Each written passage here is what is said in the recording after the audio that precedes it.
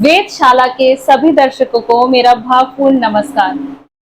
आज हमारे साथ स्टूडियो में है बहुत ही प्रसिद्ध ज्योतिषाचार्य मोहिनी श्रीवास्तव जी। मोहिनी जी, नमस्कार। नमस्कार, जय श्री कृष्णा सभी को, सभी व्यूअर्स को मेरा। आपका बहुत बहुत स्वागत है। ज्योतिष के बारे में एक बहुत प्रसिद्ध वाक्य है, ज्योतिषाम सूर्यादि ग्रहाणाम बोधकम शास्त्रम, यानी कि सूर्य आदि काल ग्रह ये सब जिस शास्त्र के अंतर्गत आते हैं वो है ज्योतिष शास्त्र। मगर ज्यादातर हम लोग फलित ज्योतिष के बारे में जानते हैं।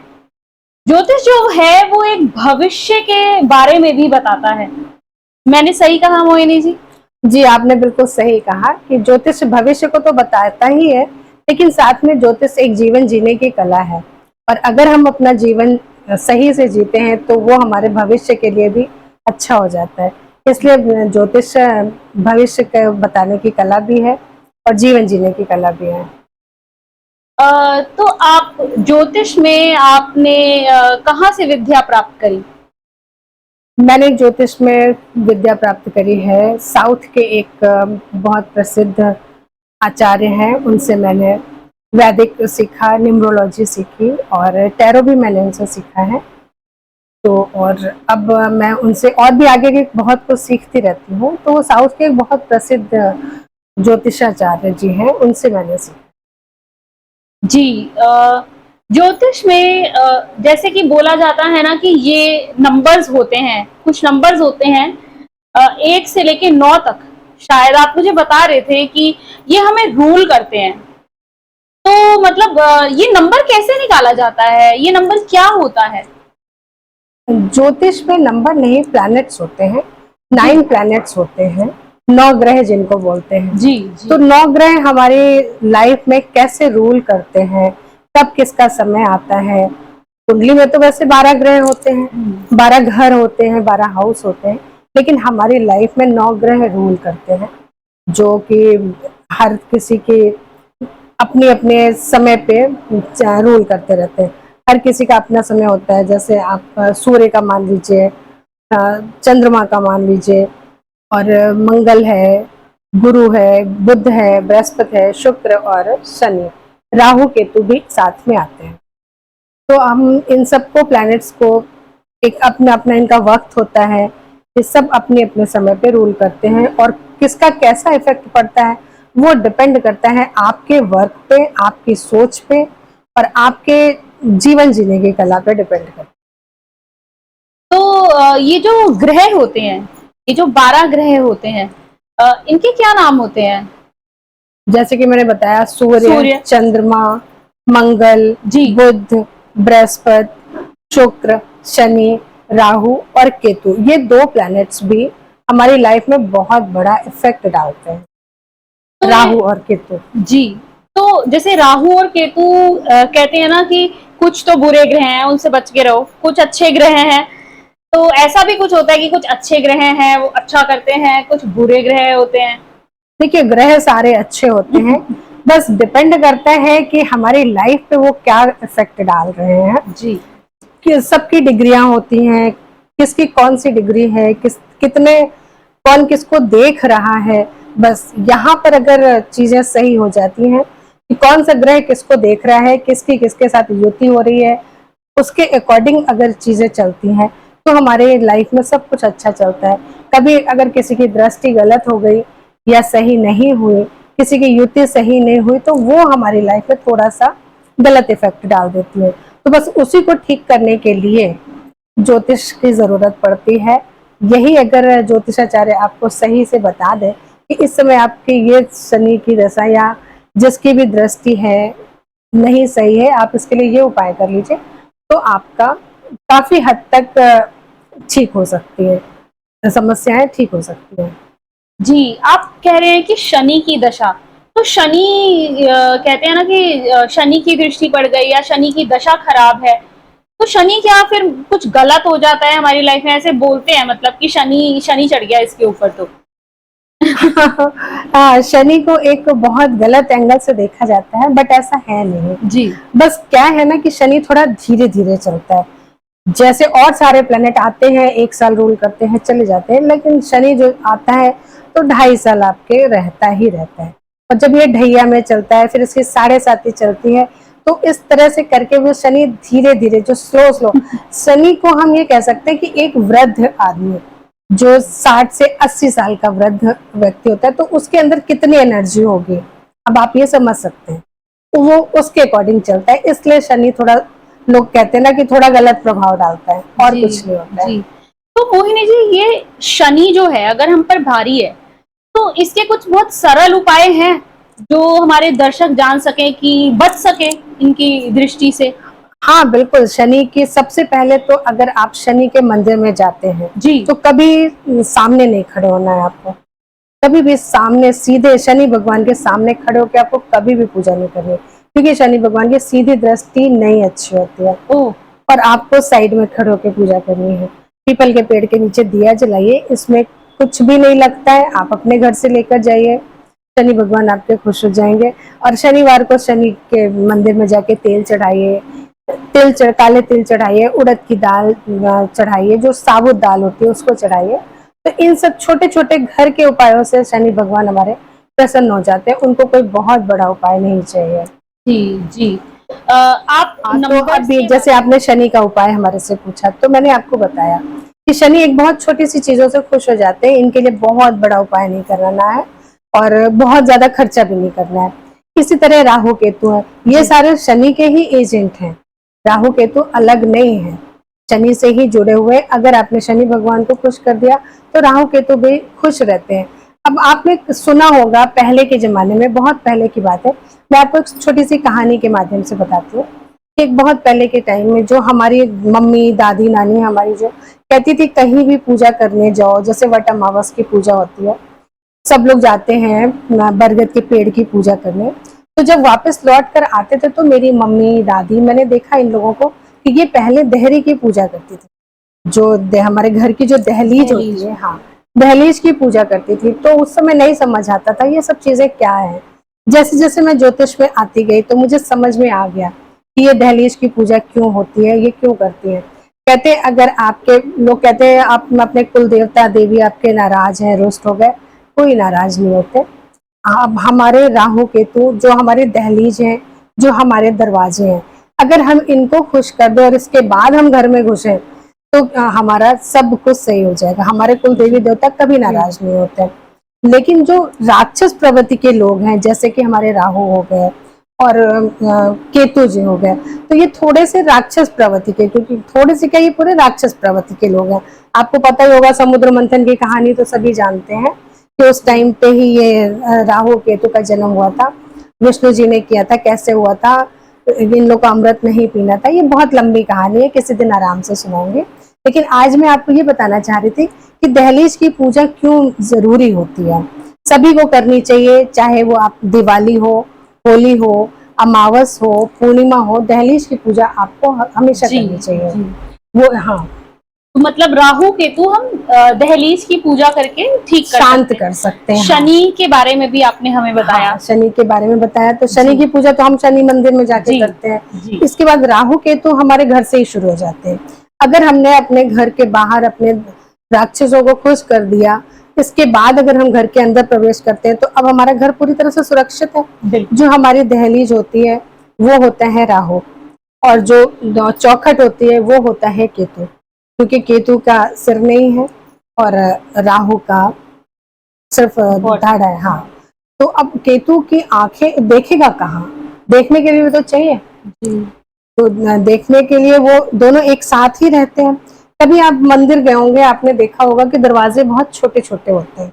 मंदिर के दरवाजे बहुत बड़े बड़े नहीं होते। किसी भी शक्तिपीठ में चले जाइए या किसी भी मंदिर में चले जाइए, 2 पल्ले होते हैं और एक दरवाजा होता है, छोटा होता है, दहलीज काफी ऊंची होती है। जी, तो जब जी। हम उसको नांग रहे होते हैं तो वो हमारे राहु, वो तो केतु जी होते हैं, क्योंकि केतु का पैर है सिर्फ, वो तो कहीं भी चले जाएंगे। अगर आप उनको नहीं खुश रखेंगे तो वो तो कहीं भी आप चले जाएंगे। और राहु क्या है, पूरी चौखट हो गई। तो अब उसकी अगर हमने पूजा करी, बहुत सारी रीति रिवाज है, मैं अभी आपको बताऊंगी। कि जब राहु और केतु इन दोनों को हमने खुश कर दिया, तब अंदर अगर हम मंदिर में, या अपना घर भी हम एक मंदिर जैसा ही समझते हैं, जब हमने घर में प्रवेश किया तो अब हमारे घर के कुल देवी देवता भी तो शांत हो गए, क्योंकि हमने बाहर से ही चीजों को खुश करना शुरू कर दिया। अब आज के टाइम पे क्या हो गया है कि पल्ले दो ना होकर एक हो गए हैं। हाँ, तो अब हमने क्या किया, केतु का मुंह तो बंद कर दिया। जो लिप्स होते हैं ये केतु का मुंह होता है। जिस आदमी का सिर्फ गर्दन है, नीचे का हिस्सा नहीं है, उसका हमने बंद कर दिया, तो वो क्या करेगा, वो कैसे बात करेगा? बात करने के लिए दो लिप्स चाहिए ना, तो बात कैसे बात करेगा? अब उसका एक ही लिप्स बचा, तो वो तो रोस्ट होगा ही होगा। और घर से दहलीज गायब कर दी, और फिर हम कहते हैं कि हमारा शनि राहु केतु सब खराब है। सब खराब है। अब हमने दहलीज गायब कर दी, इतना सा एक पोर्शन था वो भी अगर हमने गायब कर दिया, तो अब केतु को कहाँ, राहु को कहाँ से जगह मिलेगी? तो राहु को भी तो जगह चाहिए भाई। वो जब हमारे ऊपर उन लोग रूल करते हैं तो हमें उनको जगह देनी पड़ेगी। जैसे हम देवी देवताओं को जगह देते हैं, आप अपने नेकेड आंखों से सूर्य भगवान को रोज देखते हैं, वो भी भगवान हुए। चंद्रमा को हम रोज देखते हैं, बाकी देवी देवता को हम पूजा करते हैं। वीनस के हमारे घर में देखो सब कुछ मिल जाता है। अगर वीनस की बात करें, शुक्र की बात करें, तो शुक्र जो है लेडीज होती है, घर की औरतें होती हैं, पत्नी होती है, प्रेमिका होती है शुक्र, तो वो भी हमें घर पे मिल जाती है। गुरु की बात करें, अगर हम गुरु की बात करें, तो गुरु हमारे जो होते हैं आचार्य होते हैं, या जो ज्ञानी लोग होते हैं, जो पंडित पुरोहित होते हैं, वो हमारे गुरु होते हैं। और इसके बाद अगर हम बुद्ध की बात करें, तो बुद्ध हमारे छोटे बच्चे होते हैं। दादी, नानी, बुआ, जितने ये रिश्ते होते हैं ये हमारे बुद्ध होते हैं। मौसी हो गई, चाची हो गई, दादी, नानी, ये सब हमारे बुद्ध से रिलेशन रखते हैं। कहते हैं ना, अगर आप इन सब रिश्तों को खुश कर लीजिए तो आपको कहीं और जाने की जरूरत नहीं है। इसके बाद मंगल, हमारे भाई बहन हो गए। अगर हमने अपने भाई बहन को खुश कर दिया, वो हमसे खुश है, तो हमें किसी मंगल देवता की जरूरत नहीं पड़ेगी कि हम उनको जाके खुश करें। इसके बाद चंद्रमा, घर की जितनी बड़ी स्त्रियां होती हैं जो सफेद बालों वाली होती है, वो चंद्रमा, यानी कि आपकी वृद्ध स्त्री एक चंद्रमा के समान है। आप उनकी इज्जत करिए, उनको पूरी तरह से सम्मान दीजिए, आपका चंद्रमा खुश है। चंद्रमा और आपका सूर्य आपके पिता हो गए, अगर आप उनको पूरा सम्मान देते हैं तो आपका सूर्य खुश हो गया। तो जब सारी चीजें हमें घर में मिल रही हैं, तो फिर कहीं और जाने की जरूरत ही नहीं। राक्षस राहु केतु भी हमें घर में मिल गए, सारे रिश्ते नातों में ही हमें सारे भगवान। और कहीं ना कहीं एक बात अभी मेरे ध्यान में आई है कि कहीं ना कहीं हमारे त्योहार भी इसी से मिलके बने हैं। बिल्कुल, त्योहार भी हमारे इसी से मिलके बने हैं। किसी में हम माँ की पूजा कर रहे हैं, सास की पूजा करते हैं, पति की कर रहे हैं, भाई की कर रहे हैं, चंद्र की कर रहे हैं, सूर्य की कर रहे हैं। देखिए, हिंदुस्तान एक ऐसा देश है जहाँ पे सबसे पहले तो नारी पूजी जाती है। और भारत को हमेशा हम माता बोलते हैं। क्यों बोलते हैं माता? क्योंकि यहाँ नारियों को सम्मान मिलता है। जिस देश में नारी पूजी जाती है, आप ये देखिए, नदी जो गंगा जमुना को हम साड़ी चढ़ाते हैं, इस भाव से चढ़ाते हैं कि उन्होंने हमारी चीजों को स्वीकार कर लिया। कोई और देश ऐसा है जिसको हम साड़ी चढ़ाते हो, चूड़ी बिंदी चढ़ाते हो? नहीं, कोई देश नहीं है ऐसा। तो जैसे आजकल सावन का महीना चल रहा है, बहुत बढ़िया पावन महीना चल रहा है। भगवान भोलेनाथ ही साक्षात हर मंदिरों में विराजमान है, पूरे हिंदुस्तान में विराजमान है। और उनके साथ साथ माता पार्वती जो हमारी शक्ति सती हैं, वो भी आती है। आपने देखा होगा सावन में ही बारिश क्यों होती है, बहुत बारिश होती है। और इतनी बारिश होती है कि गंगा यमुना हर तरह की नदियों में इतनी बाढ़ आ जाती है। कई बार आपने सुना होगा कि बाढ़ इतनी आ गई है कि मंदिर के अंदर तक पानी चला गया है। आपको पता है इस समय कर्क राशि में सूर्य होता है, और कर्क राशि नदी और गंगा यमुना से संबंध रखती है, और ये इस समय माता पार्वती को रोनेट करती है। तो माता पार्वती शिव जी के चरण छूने के लिए आती है। ये महीना इसलिए इतना पावन होता है। इस समय माता पार्वती और शिव जी का मिलन भी एक तरह से समझिए होता है। जब मैं छोटी थी, अपने बचपन में, मैं अक्सर सुना करती थी कि एक कानपुर में मंदिर है, आनंदेश्वर का मंदिर है। मैं अक्सर सुना करती थी कि पानी इतना ऊपर आ गया, इतनी बाढ़ आ गई है कि गंगा का पानी मंदिर के अंदर तक चला गया, शिवलिंग के पास तक पहुंच गया है। तो मैं समझती थी ये पता नहीं क्या है, इतनी बारिश क्यों होती है, नहीं समझ आता था इतना क्यों होती है। लेकिन जब मैंने ज्योतिष पढ़ना शुरू किया, चीजों को सीखना शुरू किया, तब मुझे समझ आया कि अच्छा ये इसलिए होता है कि ये जो समय है शिव पार्वती के मिलन का भी समय होता है। तो माता पार्वती नदी के रूप में, गंगा के रूप में शिव जी के चरण छूने के लिए आती है। इतना पावन महीना है तो इसलिए रुद्राभिषेक इस समय सबको करवाना चाहिए। और बहुत सारी दुख तकलीफें जो भी है, आर्थिक समस्याएं हैं, किसी की शारीरिक समस्याएं, वो भी खत्म होती है रुद्राभिषेक कराने से। रुद्र भगवान जी हमारे प्रसन्न होते हैं। एक एक बात है कि सावन में ही रुद्राभिषेक करवाना क्यों इतना आवश्यक है? क्योंकि सावन शिव जी का महीना होता है।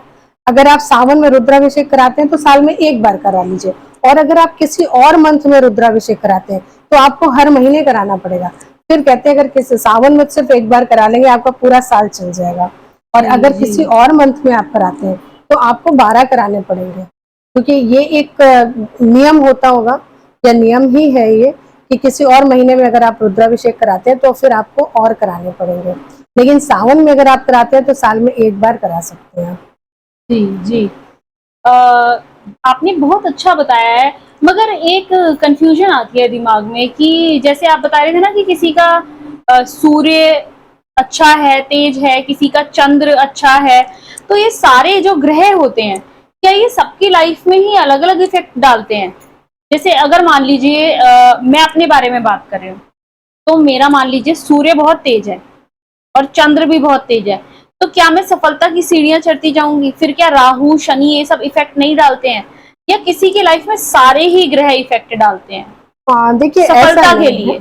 ऐसा नहीं है। कुछ कुछ हद तक ये कह सकते हैं कि अगर 2 प्लैनेट आपका फेवर कर रहे हैं या 3 प्लैनेट आपका फेवर कर रहे हैं तो आपकी लाइफ स्मूथ है। लेकिन आपको समय समय पर उनको, जैसे हमारे शरीर को समय समय पर खाना चाहिए, पानी चाहिए, धूप चाहिए, हर एक चीज चाहिए, उसी तरह प्लैनेट्स होते हैं। अगर आप समय समय पर जो प्लैनेट आपके मजबूत हैं उनको अगर आप और मजबूती देते रहेंगे तो वो प्लैनेट आपका फेवर करते रहेंगे, फिर दूसरे प्लैनेट आप पे इफेक्ट नहीं डालेंगे। तो जैसे अगर आपका सूर्य तेज है और आप उसको हमेशा वो रखेंगे, बैलेंस पे रखेंगे, चंद्रमा को अगर हमेशा बैलेंस पे रखेंगे, तो ये 2 प्लैनेट ऐसे जो आपकी लाइफ में अच्छा इफेक्ट देते रहेंगे, तो दूसरे प्लैनेट आपको नहीं परेशान कर पाएंगे। चाहे वो गोचर में आए या कैसे भी आए, तो आपको नहीं परेशान कर पाएंगे, क्योंकि ये सूर्य और चंद्रमा तो हमारा मन और हमारी आत्मा है। तो सफलता के लिए हमें अपने कौन से ग्रह स्ट्रॉन्ग करने चाहिए? लाइक अपने बिजनेस में, अपने काम में सफलता के लिए ये हमें? तो हर किसी का अलग अलग रूल, जी।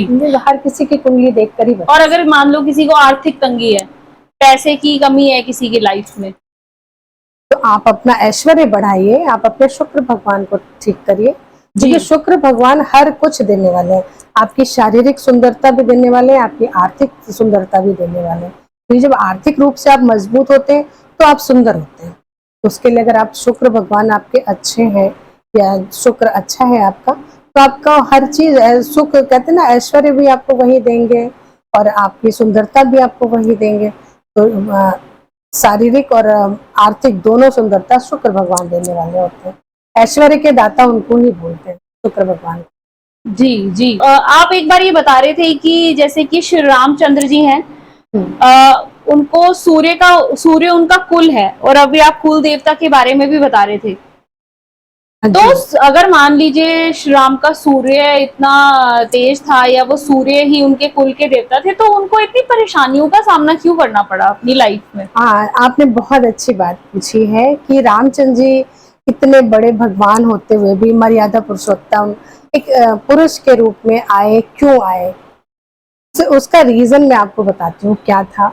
समुद्र मंथन में हम वापस जाते हैं। फिर जब समुद्र मंथन हो रहा था उस टाइम पे जब भगवान विष्णु ने मोहिनी का रूप रखा था, और जब देवताओं में अमृत बट रहा था, तो भगवान विष्णु ने मोहिनी का रूप रखा और देवताओं को वो अमृत दे रहे थे और दानों को कुछ नहीं दे रहे थे। तो जब वो राहु जो था, उसने देखा कि देवताओं तो अमर हो जा रहे हैं और हमें अमृत नहीं मिल रहा है, हमारा क्या होगा?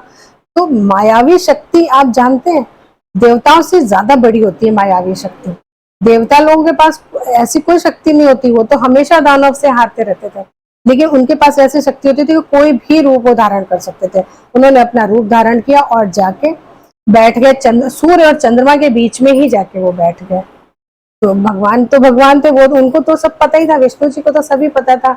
जैसे ही उन्होंने अमृत पिलाया तो उनके गले में गया तो समझ गए कि ये दानव है, ये तो मायावी राक्षस है, ये तो अपना रूप बदल कर आया। तो उन्होंने क्या किया, उसका गला काट दिया। पता है सबको, उन्होंने अपने सुदर्शन चक्र से गला काट दिया। तो वो दो पार्ट में बट गए, राहु जो थे, राहु और केतु दो पार्ट में बट गए, गर्दन अलग हुई, उनका धड़ अलग हो गया। तो जैसा कि अभी आप श्री राम जी को इतनी तकलीफों का सामना क्यों करना पड़ा, तो राहु केतु ने विष्णु भगवान को बोला कि आप संसार में जिस रूप में भी आएंगे, और आप आएंगे जरूर, मैं आपका पीछा नहीं छोड़ूंगा, मैं आपके साथ रहूंगा। और आपको तो पता ही है राहु केतु कैसे हैं। उन्होंने उस समय बोला कि खून के आंसू रुलाऊंगा आपको। और जैसे जैसे जिस जिस रूप में आते गए भगवान राम, मर्यादा पुरुषोत्तम राम, जैसे हमारा कुंडली का पहला घर होता है, कहते हैं हमारी अपनी पर्सनालिटी, पहला भाव लगन भाव जो होता है, वहां पे सूर्य हमारा उच्चिका होता है, मंगल वहां का स्वामी होता है, और सूर्य हमारा उच्चिका होता है। तो जो सूर्य है, सूर्यवंशी कौन थे, सूर्यवंशी हमारे थे राजा राम, वही थे। उससे पहले आपने देखा होगा बहुत सारे राजा हुए, सब हुए, बहुत है। हर राजा जिस राज्य में भी जाता था लड़ाई करने के लिए, राज जीत कर आता था और वहां की राजकुमारी से शादी कर लेता था। तो उस समय बहुत सारी शादियों की प्रथा थी, हर राजा की 2-3 रानियां हुआ करती थी। लेकिन जब राजा राम का समय आया तो उन्होंने कहा नहीं, मैं एक स्त्री के अलावा दूसरी शादी नहीं करूंगा।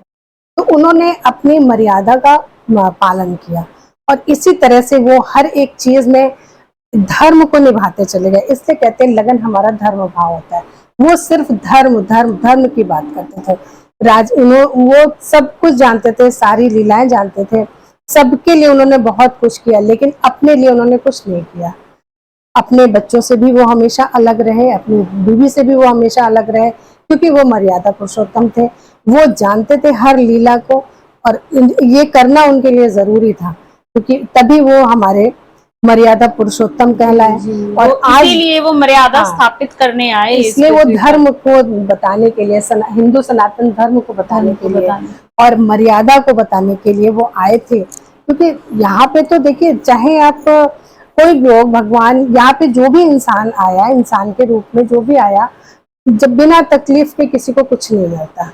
अगर हम सोचे कि हमें बहुत इजीली बैठ के कोई चीज मिल जाए तो फायदा क्या है इंसान रूप में जन्म लेने का। इसी तरह भगवान जब जैसे जैसे उनका समय आता गया, अब उनके ऊपर साथ में जो राहु का श्राप था वो भी चलता रहा। जैसे उनको राज्याभिषेक का समय आया, उनको वनवास दे दिया गया, वो वनवास चले गए। जब उन्होंने सोचा चलो अभी थोड़े दिन यहाँ रह लेंगे, 10 साल की बात है, निकाल लेंगे, जैसे उन्होंने वहां पे थोड़ा सा कुछ करने को चाहा, सीता हरण हो गया, सीता जी चली गई। फिर इसके बाद वहां उन्होंने रावण को मुक्ति दिलाई। वो राहु ने पीछा नहीं छोड़ा। वो जो रावण था, राहु जो था वो रावण के रूप में फिर आया। अब उसमें भी रावण, क्योंकि देखिए सबसे बड़ा ज्ञानी था रावण, रामचंद्र से भी ज्ञानी अगर देखो तो रावण ही था। लेकिन रावण के अंदर काम वासना थी, और ये हमारे रामचंद्र जी मर्यादा पुरुषोत्तम थे, क्योंकि इन्होंने दूसरी पत्नी पे या दूसरी स्त्री पे कभी कोई नजर ही नहीं रखी। रावण ने उनकी पत्नी को हरण किया ना, किसी भी रूप में किया हो, किसी भी, कहानियां बहुत सारी है, पर किसी भी रूप में किया हो, पर उन्होंने एक स्त्री का हरण किया, पर स्त्री का हरण किया, इसलिए वो काम वासना में फंस गए। उनका ज्ञान वहीं का वहीं रह गया, वो लिप्त थे काम वासना में। लेकिन राम मर्यादा पुरुषोत्तम तो उन्होंने किसी के बारे में सोचा ही नहीं। सूर्पनखा आई, उन्होंने भी उसको हटा दिया, रीजन कुछ भी हो, लेकिन वो अपनी मर्यादा में हमेशा रहे। तो जो हमारा हिंदू सनातन धर्म है, वो आज एक पत्नी का जो रिवाज चल रहा है वो यहीं से शुरू हुआ। रामचंद्र ने ही एक शादी करी, उससे पहले जितने भी राजा होते थे हमेशा देखिए, अब हर राजा की 3 रानियां 4 रानियां, दशरथ जी की ही, उन्हीं के पिताजी की देख लीजिए, 3 रानियां होती थी। लेकिन राजा राम जब आए तो उन्होंने सिर्फ एक पत्नी का मर्यादा स्थापित करी, एक पत्नी से। तो ये जो हमारा कुंडली का पहला घर है, इसलिए कहते हैं आपकी पर्सनालिटी है, आप राजा राम के जैसे हो, ये आपका व्यक्तित्व है, तो इसको मेंटेन करके रखना चाहिए हर किसी को। तो सूर्य राम है, राहु आपने बताया अभी कि वो रावण है। तो जी चंद्र कौन हुए फिर? चंद्र सीता हो गई। सीता जी आप देखिए ना, जैसे एक माँ के रूप में आई। सीता को हर कोई सीता माँ बोलता है, एक माँ के रूप में आई। तो सीता एक सुंदर स्त्री थी। चंद्रमा को हमेशा देख के हम सोचते ना, चांदनी रात में बैठकर सोचते कि हम बहुत सुकून महसूस कर रहे हैं, बहुत अच्छा फील करते हैं। तो सीता को एक चांद या चंद्रमा को एक सीता की तरह वो मानते हैं। सीता जैसी सुंदर थी, सीता जैसी शीतल थी, इसलिए चंद्रमा को सीता की उपाधि दी जाती है जी। और मंगल हमारे लक्ष्मण भैया हो गए। जैसे उनके अंदर इतना गुस्सा था, तो मंगल तो वैसे ही गुस्से वाला। बात बात में मारना पीटना, कि नहीं देखना, रिश्तों को भी नहीं देखना। एक बार तो अपने भाई को ही मारने के लिए चल पड़े। हाँ।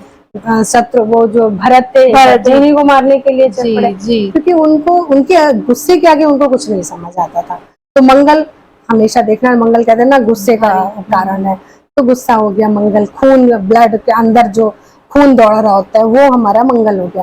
तो मंगल हमारे लक्ष्मण जी हो गए, ठीक है। और राहु मैंने आपको बता ही दिया कि राहु हमारे रावण जी हो गए, ठीक है। रावण के अंदर बहुत शक्तियां थी। हर कोई जानता है कि सोने की लंका रावण ने शिव जी से ली थी। जब शिव जी ने, पार्वती जी बोली कि मुझे सबके पास बहुत सुंदर सुंदर महल है, और कभी लक्ष्मी जी से उनका झगड़ा हो गया। उन्होंने कहा कि तुम्हारे पास क्या है, ऐसी पहाड़ों में भटकती रहती हो, जंगलों में भटकती रहती हो, पर्वतों में रहती हो, देखो हम लोग कितने सुंदर सुंदर महलों में रहते हैं।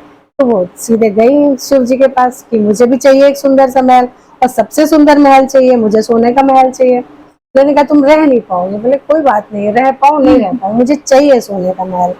उन्होंने कहा ठीक है, सोने का महल बनवा के दिया। और उस समय ज्ञानी पंडितों में कोई और नहीं था, रावण के पिताजी थे। रावण के पिताजी को बुलाया गया उसकी मुहूर्त के लिए, गृह प्रवेश कराने के लिए रावण के पिताजी को बुलाया गया। रावण तब उस समय बच्चा था, उसने देखा ये सोने का महल, बस उसकी नियत वहां से खराब हो गई। उसने कहा मुझे तो ये सोने का महल चाहिए।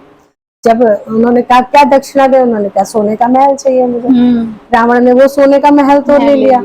तो अब वो सोने का महल था तो पार्वती जी का, लिया तो राज्य तो रावण ने किया। तो रावण का एक घमंड भी कह सकते हैं, एक रावण के अंदर बुद्धि बहुत थी, क्योंकि वो ब्राह्मण का बेटा था, ज्ञान बहुत था, लेकिन बस वो ज्ञान उसका सही जगह न चल के इधर उधर भटकता था, हर एक चीजों में था। किसी के पास 10 सिर नहीं है। अभी भी हम जब रावण को जलाने के लिए जाते हैं, दशहरे की पूजा करते हैं, देखते हैं तो 10 सिर वाला रावण बनता है, लेकिन वो 10 सिर उसके थे नहीं, वो उसकी 10 बुद्धियां थी। जो 10 बुद्धि दिख रही होती है, वो एक सिर का रूप लेके हम लोगों को आजकल दिखाया जाता है कि ऐसा रावण था। हर एक चीज में ज्ञानी गुणी हर एक चीज था, तो इसलिए रावण हो गया। और केतु हो गया हमारे हनुमान जी, जो कि आज भी है। अगर कहते हैं किसी का केतु खराब है कुछ है, तो आप हनुमान जी के उसमें झंडा लगाइए, बहुत बढ़िया है।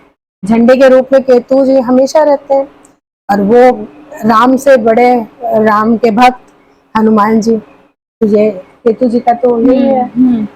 ऐसे सीधे सरल उपाय हैं जिनसे हम कर सके, कि कोई उपाय हो कि मंगल शांत कर सके, वो जो हमारा गुस्सा है वो शांत हो सके? हाँ देखिए, मंगल को शांत करने के लिए आप हर मंगलवार को सुंदरकांड का पाठ करिए, आपका मंगल शांत रहेगा। और मंगल की चीजों का दान करिए, जैसे लाल मसूर की दाल है, इसका दान करिए, और हनुमान चालीसा पढ़िए। नहीं कुछ कर सकते हैं तो कम से कम मंगलवार को हनुमान जी को प्रसाद तो जरूर चढ़ाइए, दर्शन तो जरूर करिए, तो मंगल आपका कंट्रोल में रहे। जी जी। तो जो ये मंगलवार की पूजा आप बता रहे हैं, हनुमान चालीसा पढ़ना, ये सब तो स्त्रियां भी कर सकती हैं? हाँ बिल्कुल, जैसे स्त्रियां भी कर सकती हैं। जैसे अपने पति के लिए कोई पत्नी अगर करना चाहे कि मंगल कंट्रोल में रहे, उनका गुस्सा कंट्रोल में रहे, तो बिल्कुल कर ये सकती स्त्रियां हैं। भी कर सकती हैं? हाँ बिल्कुल कर सकती हैं, स्त्रियां भी कर सकती हैं। हनुमान जी की पूजा स्त्रियां भी कर जी सकती हैं। जी। आज तक तो मुझे यही लगता था कि मंगल जो है वो हनुमान जी से रिलेटेड है, क्योंकि हम मंगलवार में प्रसाद चढ़ाने जाते हैं ना। आज पता चला है कि मंगल जो है वो लक्ष्मण जी का स्वरूप है। हाँ लक्ष्मण जी का ये स्वरूप। जिस तरह से लक्ष्मण जी को क्रोध आता था, उसी तरह से मंगल जो है वो उसका प्रतीक है। हाँ। और राहु और केतु, केतु हनुमान जी हैं, और राहु जो है वो रावण है, रावण रावण के रूप में है। जिस तरह से मतलब ये था, तो क्या बृहस्पति और गुरु भी कुछ रिलेटेड है इस तरह से?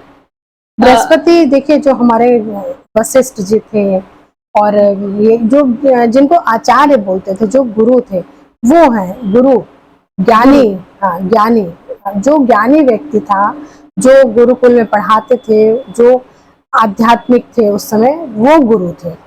जैसे आचार्य वशिष्ठ, हाँ, हाँ, वशिष्ठ जी थे, वशिष्ठ जी। तो ये थे हमारे गुरु। तो गुरु की पूजा करके हम अपना गुरु मजबूत कर सकते हैं। बृहस्पतिवार की पूजा करके आप अपने गुरु को ठीक कर सकते हैं। जी जी। बृहस्पतिवार की कुछ लोग नहीं, अगर आप व्रत कर सकते हैं, चने की दाल का दान करिए, चने की दाल का दान करिए। और बृहस्पतिवार को केले की पूजा करिए, क्योंकि केला एक ऐसा पेड़ होता है जिसमें गुरु का वास होता है, तो आप उनको प्रसन्न कर सकते हैं। जल चढ़ाइए। नहीं व्रत कर सकते, हर कोई व्रत नहीं कर सकता आज के टाइम पे, तो आप उसमें हल्दी डालिए। हल्दी भी हमारे गुरु का प्रतीक होती है। हल्दी पानी मिक्स करके नहाना शुरू कर दीजिए। एक चुटकी हल्दी अगर आप अपने नहाने वाले पानी में मिक्स कर लेते हैं, तो इससे हमें गुरु की कृपा प्राप्त होती है। जी। वो आप कर सकते हैं। ये दिनचर्या, अगर कहते हैं ना, ज्योतिष जीवन जीने की कला है, तो अगर आप अपना जीवन को इस तरह से कर सकते हैं, तो आप ज्योतिष कर रहे हैं। तो जैसे कि अभी हम मंगल के बारे में बात कर रहे थे, अक्सर हम सुनते हैं ना, किसी की शादी में गए तो बोलते हैं कि इनमें तो मांगलिक दोष है। तो क्या ये मांगलिक दोष का निवारण भी इसी से रिलेटेड है? और ये मांगलिक दोष जो होता है, ये होता क्या है, ये लगता कैसे है? मतलब कि मांगलिक दोष जैसे बोलते हैं, तो मंगल आपने बताया उनसे रिलेटेड है, लक्ष्मण जी से। हाँ, तो लक्ष्मण जी के अंदर क्रोध बहुत था ना, जी जी। गुस्सा बहुत थी। और कुंडली के कुछ घर ऐसे होते हैं पर्टिकुलर, जिनको देखने से अगर मंगल वहां बैठा हुआ है, तो ये समझ आता है कि आदमी को मंगल दोष है। और मंगल कोई दोष नहीं होता है, उससे ये नहीं आप कह सकते कि मंगल दोष होता है। बस क्या है, वो थोड़ा सा भारी हो गया है, और लोगों से आपकी एनर्जी ज्यादा हो गई है। जब आपकी एनर्जी औरों से ज्यादा हो जाएगी, तो आप उसको दोष कह लीजिए। अब ये तो बहुत पुराना टाइम हो गया जब उसको दोष के नाम से जाना जाता था। आज मंगल कोई दोष नहीं है। मंगल आपका भारी हो गया, आप और लोगों से ज्यादा काम कर सकते हैं, आपका पराक्रम और लोगों से ज्यादा है। तो इसलिए मंगल दोष बस ये है कि ये कहीं ना कहीं आपकी शादी में व्यवधान डालते हैं, उसको लेट करते हैं, और कुछ नहीं है। इसका सुंदरकांड का उपाय सबसे अच्छा है। आप सुंदरकांड का पाठ करते रहिए। मंगल दोष के लिए आप गुड़ का दान करिए, वो भी आपके लिए अच्छा है। गुड़, लेकिन सुंदरकांड का उपाय सबसे अच्छा है कि मंगल आपका शांत रहेगा। तो आप ये कहना चाह रहे हैं कि जैसे मांगलिक होते हैं जो लोग, उनकी शादी में बस देर होती है, सिर्फ देर होती है। ऐसा नहीं है कि शादी नहीं होगी या शादी के बाद कुछ परेशानी आएगी? नहीं, ऐसा नहीं होता है कि शादी के बाद कुछ परेशानियां हैं। आप थोड़ा सा मंगल के शांति आप कर ही रहे हैं। आपने सुंदरकांड, हनुमान जी को आपने प्रसन्न कर दिया।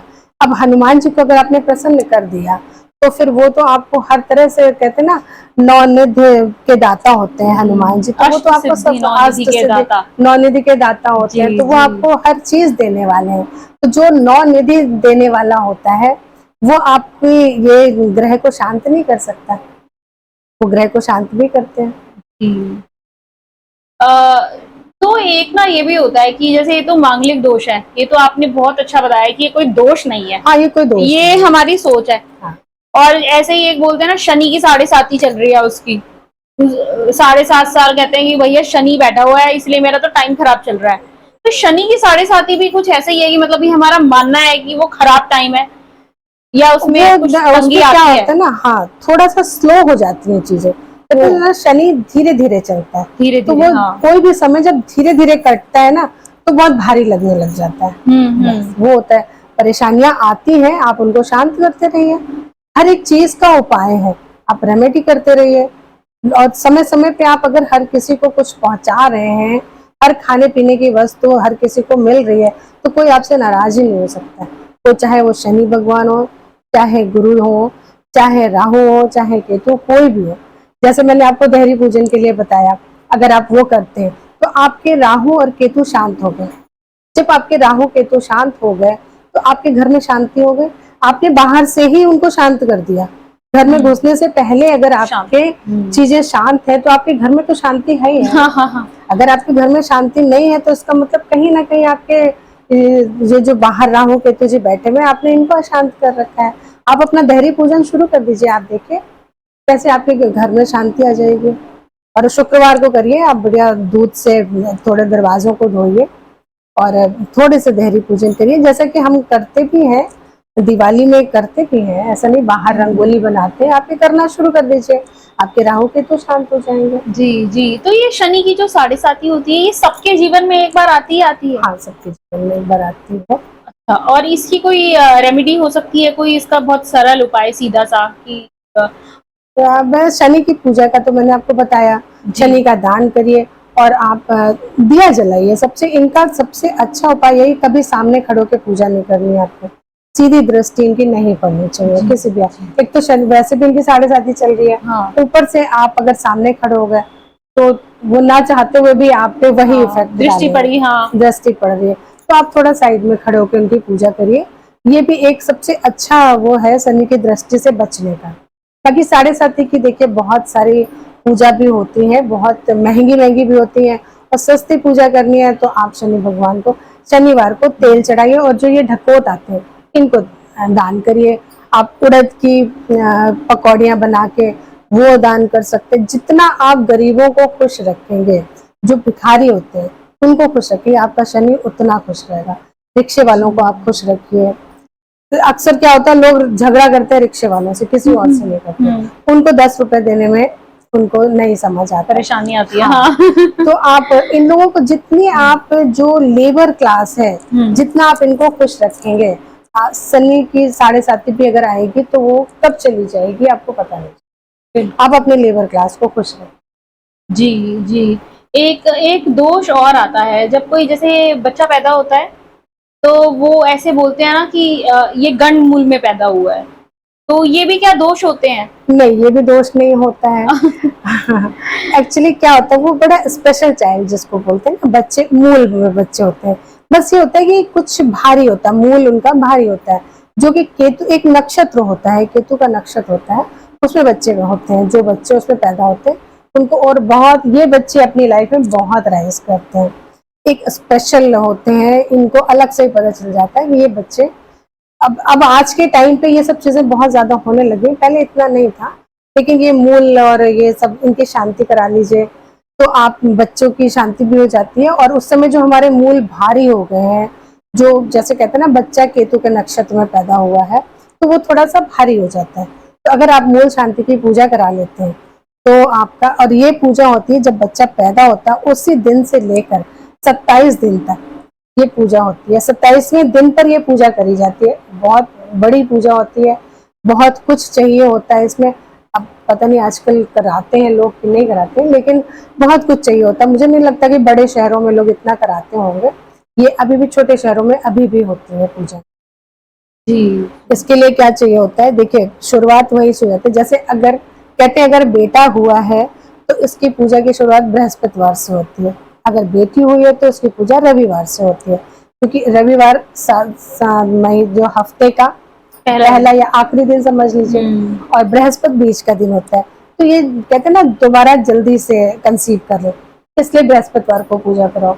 रविवार थोड़ा लेट आ गया तो थोड़ा लड़की हुई तो थोड़ा लेट, ये पहले के टाइम की बातें थी। तो पहली जो पूजा होती है, या जो पहला एक स्नान बोलते हैं इसको, जो पहला स्नान होता है उसमें कहते हैं कि एक बालों की एक लट को दूध से धोना चाहिए। अब यहाँ भी चंद्रमा का रोल आ गया, दूध से धोना चाहिए और थोड़ा सा गाय का गोबर जो है उसको लगाना चाहिए, क्योंकि गाय के गोबर से ज्यादा शुद्ध कुछ भी नहीं होता है।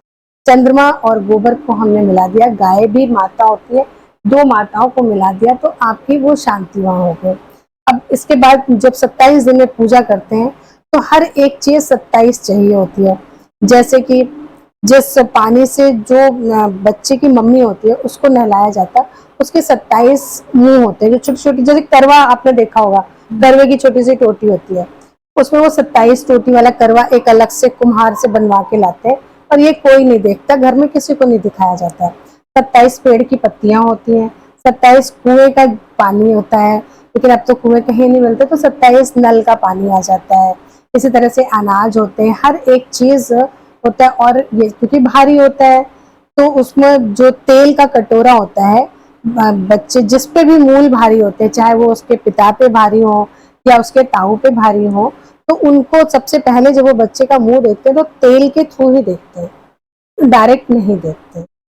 तो ये अगर मूल शांति की पूजा करा ली, ऐसे बच्चे तो अपनी लाइफ में बहुत राइज करते हैं और उसके परिवार वाले भी शांति करा लेते हैं, तो वो भी राइज करते हैं। फिर उनके ऊपर किसी तरह का कोई वो अनिष्ट या कोई भी नहीं होता है, जो अशुभ या अनिष्ट नहीं समस्याएं होता, नहीं आती। समस्या हाँ, कोई नहीं भी आती। समस्या, अब आपने मूल शांति करा ली ना, तो वो शांत हो गए, जो ग्रह भारी हो रहे थे वो शांत हो गए, तो अब किसी तरह की कोई समस्याएं नहीं आती। और ये होता है 27 दिन में। इसमें जरूरत पड़ती है बहुत सारी चीजों की, जैसे मैंने आपको बताया। तो इसमें ये कराती हैं जो नाउन जिनको बोलते हैं, वो कराती है ये पूजा। ये हर कोई नहीं कराता है पूजा। तो तो जैसे कि बोलते हैं, अभी तो आपने बताया कि गणमूल में बच्चा पैदा होता है तो इसके उपाय है, मगर हाँ, ऐसे भी कहते थे ना पहले कि किसी के घर में जैसे बच्चा होता है तो उसके घर में सूतक लग जाता है। हाँ, तो वो 12 दिन का होता है।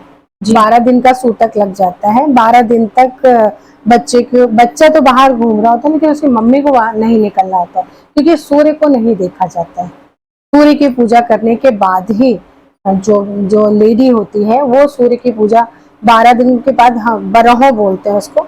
जब ये बरहों की पूजा हो जाती है, तब उसके बाद फिर आप बाहर निकलिए, धूप में निकलिए, या सूर्य के दर्शन तभी होते हैं।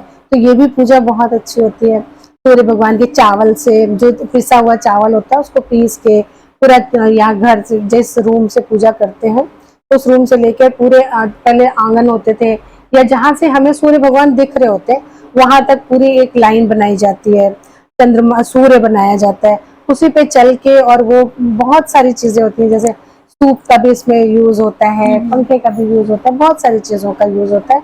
तो उसके थ्रू ही लेकर जाते हैं। ये सारे रिचुअल्स होते हैं, अब आज के टाइम पे नहीं देखने को मिलते हैं, पहले के टाइम पे सारी चीजें देखने को मिलती थी। और ये बहुत अच्छे फेस्टिवल्स होते थे। ऐसे घर में, घर का एक माहौल बड़ा खुशनुमा होता था जब ये फेस्टिवल होते थे। घर में किसी को बच्चा हुआ तो 12 दिन का वेट करते थे। 12 दिन सब उनके घर से बुलाया जाता था कि आज बरहों की पूजा है। छठी की पूजा होती है, 6 दिन पे छठी की पूजा होती है। छठी में वो कहते हैं ना, कच्चा खाना बनता है। कच्चे खाने में क्या, कढ़ी है, चावल है, दाल है, और ये दही बड़े जरूरी होते हैं छठी की पूजा में। तो ये सब चीजें कच्चा खाना बनता था। बरहों की पूजा में पूरा पक्का खाना बनता है। ये ऐसे रिचुअल्स हुआ करते थे पहले के जमाने में। आज के टाइम में चीज किसी के पास समय नहीं रह गया, इसलिए थोड़े कम हो गए, बट अभी भी कहीं ना कहीं देखने को मिल जाते हैं। जो 12 दिन में पूजा करते हैं, जो सूतक खत्म करते हैं, वो सूर्य भगवान की पूजा से ही खत्म करते हैं। समय और कुछ ऐसा आ गया है और जानकारी का भी अभाव है। अब लोग अपने गांव से या जैसे हाँ, शहरों में आ गए हैं, तो किसी को तो जानकारी भी नहीं है। जानकारी भी नहीं है, दूसरा वर्किंग है, टाइम नहीं, 12 दिन की छुट्टी किसी को नहीं मिलनी, और उतना टाइम नहीं लगाना। पूरा आधा दिन तो पूरा समझिए आप लग ही जाता है इस पूजा को करने में। जी, जी। और घर में इतने लोग होने चाहिए कि वो पूजा करवा सके। एक अकेली लेडी तो नहीं कर सकती पूजा, ना वो बच्चे को संभाल सकती, ना पूजा कर सकती। तो लोगों का भी अभाव हो गया। अब जो स्मॉल फैमिलीज हो गई हैं, घर में कोई है नहीं, तो कैसे करेंगे? तो इन सब चीजों की वजह से, बहुत सारी चीजें अभाव होने की वजह से, ये पूजाएं या जो रिचुअल्स है कम हो गए हैं। अभी आप चले जाइए छोटे शहरों में, गाँव में चले जाइए, अभी भी चीजें वही देखने को मिलती हैं। तो ऐसे में बहुत सारी पूजाएं और भी होती थी, जैसे कि अब लोगों को अपनी कुल देवी के बारे में, कुल देवता के बारे में नहीं पता, अपने पितरों के बारे में नहीं पता, इन सब चीजों के बारे में भी अब लोगों को जानकारी नहीं है। तो इसीलिए मेरे ख्याल से लोग ना परेशानियों की तरफ ज्यादा बढ़ते हैं कि ये प्रॉब्लम आ गई या मेरे बच्चे को ये प्रॉब्लम आ गई। एक दोष और है मोहिनी जी, एक काल सर्प दोष है, जो कि कहते हैं ना कि अगर काल सर्प दोष किसी के जीवन में है तो उसकी मृत्यु बहुत निकट होती है। नहीं, ऐसा तो कुछ भी नहीं है। काल सर्प दोष ऐसा नहीं है कि मृत्यु निकट होती है। बस ये है कि आपको सारे ग्रह एक साइड चले गए। अब जब तक वो मूव नहीं करेंगे, तब तक आपकी लाइफ में ऐसा नहीं है। काल सर्प दोष वाले अगर अपनी लाइफ को अच्छे से जिए, तो बहुत रईस लोग मैंने देखा है जिनकी कुंडली में काल सर्प दोष है, और वो बहुत बहुत अमीर है, जिनके आज भी बहुत बड़े बड़े संस्थान, एजुकेशनल संस्थान चलते हैं। आपको सही डायरेक्शन मिल जाए, बस सबसे ज्यादा जरूरी ये है। क्या आपको अगर आपके काल सर्प दोष कोई बहुत बड़ी चीज नहीं होती है, अभी जैसे मैं कुंडली देख रही होती हूँ तो मैं देखती हूँ कि हर 10 कुंडली के बाद एक कुंडली ऐसी आती है जिसमें काल सर्प दोष होता है। अच्छा, इतना कॉमन है ये? इतना कॉमन हो तो गया इसकी है। रेमेडी क्या होती है फिर? मतलब सारे ग्रह हाँ, एक तरफ आ गए और इसका मतलब भी क्या हुआ कि सारे ग्रह एक तरफ आ गए? मतलब ये होता है कि राहु और केतु के एक्सेस में सारे ग्रह आ जाते हैं। अच्छा। ठीक है, अगर आपका राहु बैठ गया थर्ड हाउस में और केतु बैठ गया आपका 9th हाउस में, और सारे ग्रह उसके ही चले गए आसपास, तो आप समझ लीजिए आप जैसे कुंडली के 12 घर होते हैं तो सारे ग्रह उधर एक ही साइड चले गए, तो वो बैलेंस सारा उसी साइड चला गया ना, तो वो एक काल सर्प दोष का होता है। कहते हैं कि अब ये कहानियां कार्मिक होती हैं, बहुत सारी चीजें हैं कार्मिक हैं आपकी, तो इनकी शांति के लिए पूजाएं होती हैं, आप खुद भी कर सकते हैं, पंडितों से भी करा सकते हैं आप, अगर आप इतने सामर्थ्य नहीं है तो आप खुद करिए। जैसे कहते हैं कोयले, अपने वजन के बराबर आप कोयले का दान करिए। कोयले का दान नहीं करते हैं, कोयले को प्रवाहित करते हैं अपने वजन के बराबर। और हर ये नाग पंचमी आती है, हर महीने की नाग पंचमी आती है, अगर हर महीने आप नहीं कर सकते तो सावन में स्पेशली पूरे 1 महीने का सावन होता है, और एक बार आप रुद्राभिषेक कराइए, नाग नागिन का जोड़ा आप शिवलिंग पे चढ़वाइए, जो पंडित जी आपको आराम से करा देंगे, और आप शिव जी पे जल चढ़ाइए। ये आप अपना एक रूटीन बना लीजिए, तो इससे काल सर्प दोष का वो असर नहीं होता है, जैसे कि आपने बोला कि मृत्यु तक हो जाती लोगों की, ऐसा कुछ नहीं होता है। कि भगवान भोलेनाथ का आशीर्वाद है, कहीं कुछ तो गड़बड़ किया है, कुछ तो कार्मिक है, ये सब चीजें कार्मिक होती हैं। कहते हैं कि पिछले जन्म में हो सकता है आपने सांप को मार दिया हो, इसकी वजह से इस समय आपका, इस जन्म में आपको वो चीजें भुगतनी पड़ रही है, और ये कार्मिक तो होता है, इसको तो मैं मानती हूँ, कार्मिक बहुत चीजें होती हैं। मतलब हमारे पिछले किए गए कर्मों से जुड़ा हुआ है ये सब कुछ। पिछले कर्मों से जुड़ा हुआ है। जी जी, इतनी अच्छी जानकारी मिली है, इतने सारे दोष हमें पता चल रहे हैं, मांगलिक दोष, सूतक लग जाना, पितृदोष, एक बोलते हैं ना कि पितरों की पूजा ना करने से ही क्या पितृदोष लगता है, या ये भी हमारे पिछले कर्मों का ही कुछ है कि पितरों का हिसाब है, या हम जैसे वो बोलते हैं वो श्राद्ध हम करना भूल जाते हैं तो इस वजह से पितृदोष आ जाता है? हाँ, ऐसा होता है कि अगर आप, अब आपके घर में कुछ भी नहीं हो रहा है, आप ये सोचिए कि हमारे घर में 10 लोग रह रहे हैं, ठीक है, और 2 लोग अगर घर से बाहर चले गए, और हमने उनको नहीं पूछा कि आप कैसे हो, क्या कर रहे हो, हमने उनको समय समय पे कुछ भी नहीं किया, तो क्या वो हमसे खुश रहेंगे? नहीं खुश रहेंगे। वो कहीं ना कहीं आपको किसी न किसी के माध्यम से आपको कहीं ना कहीं से कांटेक्ट करने की कोशिश करेंगे। तो इसी तरह से ये पितृदोष होता है। पितृदोष भी नहीं कह सकते, ये पितरों का एक आशीर्वाद होता है, लेकिन आदमी इसमें इतना परेशान हो जाता है कि उसको वो दोष की संज्ञा दे दी जाती है। होता क्या है कि जब हमारे पितृ लोग ऊपर चले जाते हैं तो अब उनको कुछ नहीं मिल रहा है, भूखे प्यासे हैं, और ऐसा देखिए हम लोग मानते हैं इन चीजों को, और मानना भी चाहिए कि हमारा पूरा एक श्राद्ध का आता है, पूरा 15 दिन के हमारे श्राद्ध होते हैं पूरे, तो उसमें आप देखिए कि हर घर में अच्छे अच्छे खाना बनता है, और गाय को भी निकाला जाता है, कौवे को भी दिया जाता है, कुत्ते को भी दिया जाता है। ये 3 लोग जो होते हैं हमारे एक पितृ को श्राद्ध में होते हैं, जिसमें से स्पेशली कौवा जो है, कहते हैं ये हमारे पितृ के लिए सबसे अच्छा होता है, क्योंकि वो पता नहीं उड़ के कहाँ चला जाता है। तो इसलिए अब होता क्या है, पितृदोष उन लोगों पर लगता है जो बहुत प्रिय होते हैं, और उनको क्या होता है, जैसे अब आपके घर में कोई बीमार है, उसने किसी को बोला मैं बीमार हूँ तो मुझे डॉक्टर के पास लेके चलो, तो एक ने नहीं सुना, दूसरे ने नहीं सुना, हो सकता है घर के बड़े ना सुने, सब अपने अपने काम पे निकल गए, ऑफिस चले गए, तो अब क्या होता है, घर का जो बच्चा है उसको तो उससे होगा प्यार, होगा जो भी होगा, घर में जो पड़ा हुआ उसको तो होगा, अपना इमोशनल अटैच भी होगा। अब वो उसको बोलेगा कि बेटा मेरी तबीयत खराब है, मुझे तुम डॉक्टर के पास लेके चलो, तो बच्चा चाहे कितना छोटा कोशिश करेगा कि मैं इनको दवाई दे दूं, मैं इनको ठीक कर दूं, मैं इनको डॉक्टर के पास भी ले जाऊं, क्योंकि वो बच्चा है, बहुत इमोशन है उसके अंदर, बहुत इमोशनली अटैच है उसे। तो उसी तरह से पितृ पूर्वज भी हमारे होते हैं, वो देखते हैं जो बच्चा ज्यादा अटैच होता है, ज्यादा जुड़ा हुआ होता है, तो वो उसके रूप से आप समझ लीजिए आके आपको ये बताना चाहते हैं कि आप हमें कुछ दीजिए, हमें चाहिए, हमारी पूजा करिए या हमें खाने पीने के लिए दीजिए। 15 दिन के जो श्राद्ध आते हैं इसमें तो सब लोग करते हैं, हर अमावस भी अगर आप करते रहिए तो आपके लिए बहुत अच्छा हो जाएगा, हर किसी के लिए अच्छा रहेगा। एक अमावस की, एक पूर्णिमा की, ये हमारे हर 15 दिन पे आते हैं। अगर हम इनकी पूजा करते रहे तो हमारे कुल देवता देवी सब खुश रहेंगे, पितृ देवता भी खुश रहेंगे, और सत्यनारायण की पूजा जो है विष्णु भगवान भी खुश रहेंगे।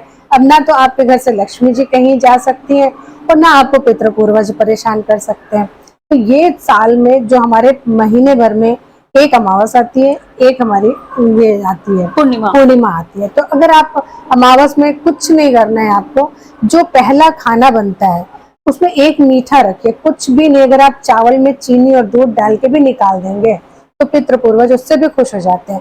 3 खाना आप जरूर निकालिए, और ऐसे निकालिए जैसे आप किसी को खाने के लिए देते हैं। चाहे बढ़िया अच्छे सुंदर से दोने में रखिए, एक रोटी बनाइए, जरूरी नहीं कि आप बहुत सारे पकवान बनाएं, रोटी बनाइए और मीठी खीर है, रसगुल्ले व्हाइट वाले हैं उनको रखिए, और जैसे हम किसी को देते हैं बस उस तरह से भाव रखिए।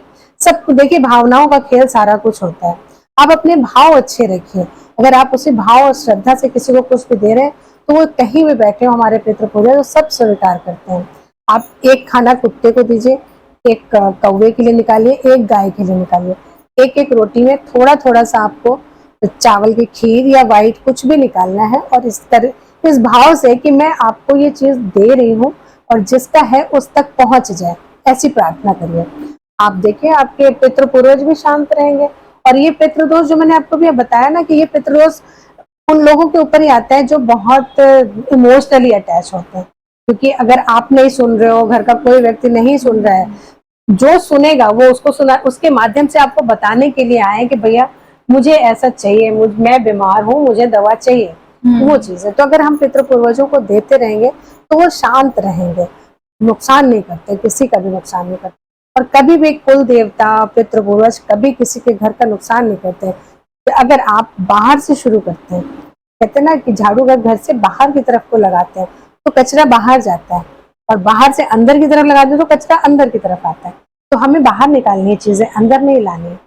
तो इसलिए ये चीजें अगर हम बाहर से ही शांत कर लें तो कुल देवता हमारे, कुल देवी हमारे सब शांत रहेंगे।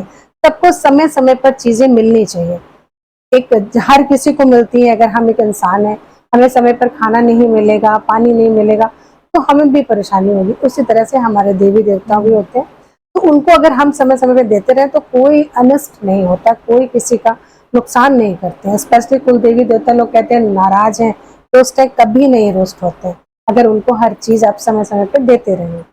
जी जी।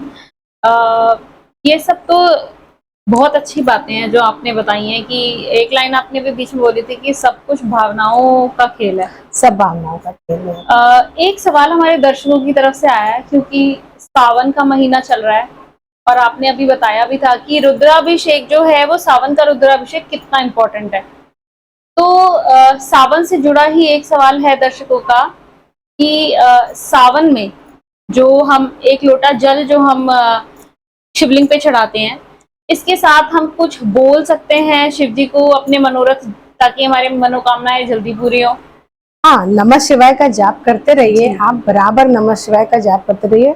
और देखिए, तांबे के लोटे में नहीं, मैंने बहुत सारे लोगों को मंदिर में देखा है कि तांबे के लोटे में दूध डाल देते हैं। तांबे के लोटे में दूध नहीं डालना चाहिए, वो जहर बन जाता है। ठीक है, आप स्टील के लोटे में अगर आपको दूध डालना है तो आप स्टील के लोटे में दूध डालिए, उसमें थोड़ी सी चीनी डाल लीजिए।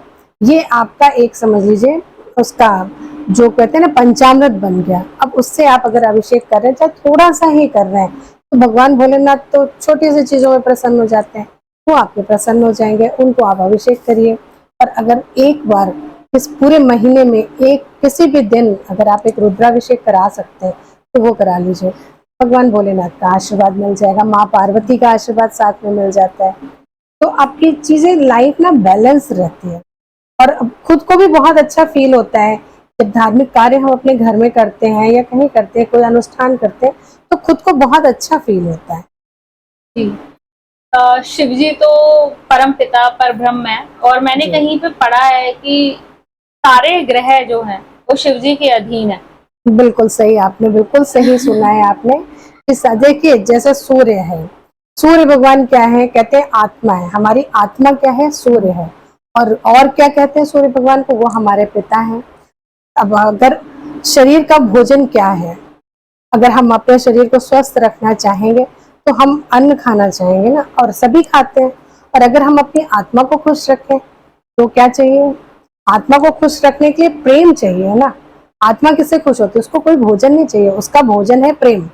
आप हर किसी से प्रेम से बात करिए, आप अपने पिता से प्रेम से बात करिए, आप अपने जितने पिता सामान्य लोग हैं अगर उनकी इज्जत करते हैं, उनसे प्रेम से बात करते हैं तो आपकी आत्मा खुश है। इतना जब हमारी आत्मा खुश है तो सब कुछ। अब आत्मा से क्या निकलता है? आशीर्वाद निकलता है। और जब आपको आशीर्वाद मिलता है तो फिर फलों फूलों का ही आशीर्वाद मिलता है। तो वो आपके जो भी कष्ट है वो भी पता नहीं कहाँ चले जाएंगे, पता ही नहीं चलेगा कि कहाँ से चीजें आई और कहाँ चली गई, क्योंकि आत्मा का भोजन प्रेम है। और अगर हम हर किसी को प्रेम देंगे तो वापस हमारे पास वही आएगा, जी प्रेम ही आएगा।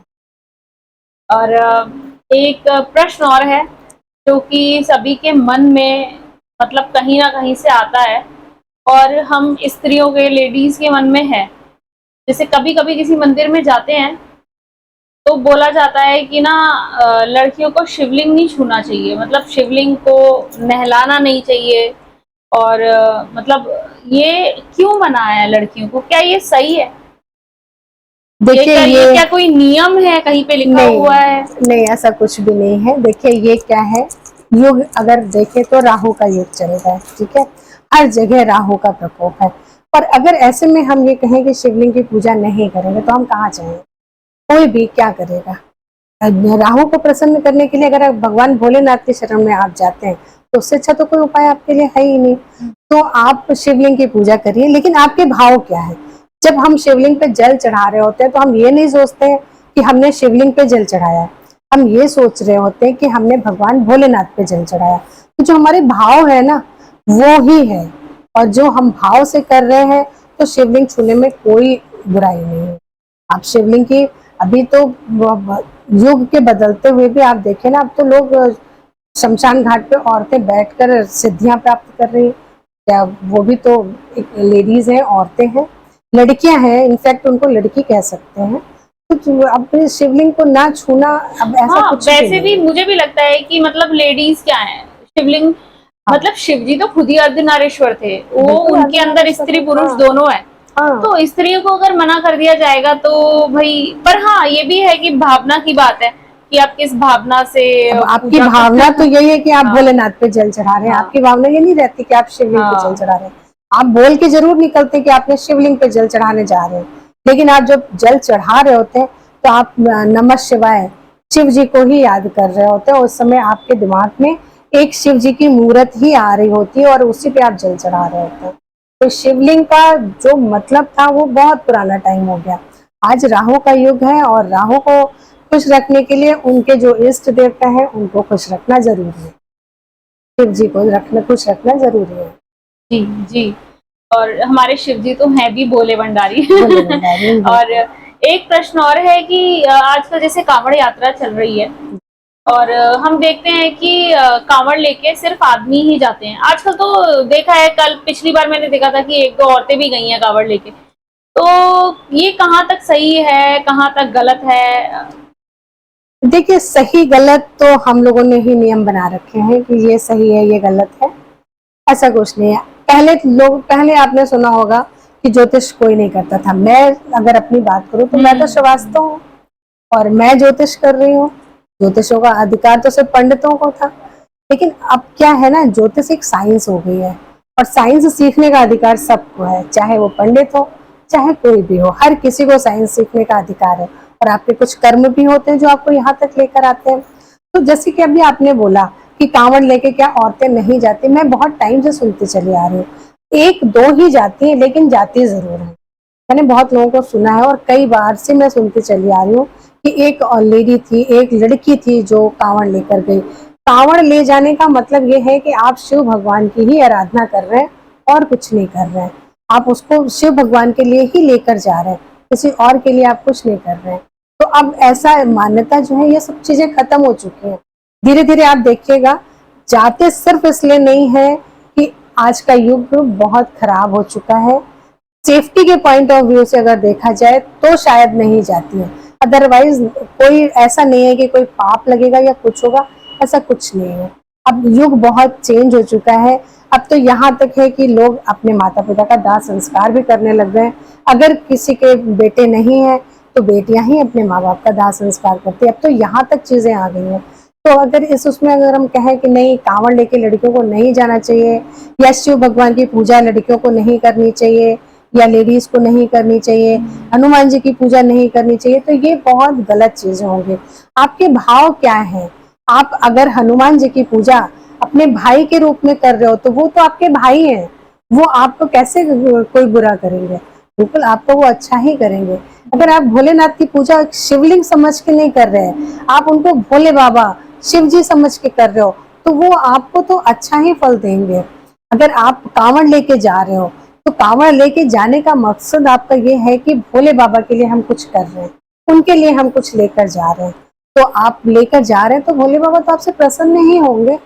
और रही, जैसे मैंने बोला कि दाह संस्कार अब किसी के नहीं है, एक ही बच्चे होते हैं, दो ही बच्चे हैं, तो क्या करेगा आदमी, कहाँ जाएगा? बिल्कुल। तो सब कुछ, अब सब युग बदल चुका है, राहु का युग है।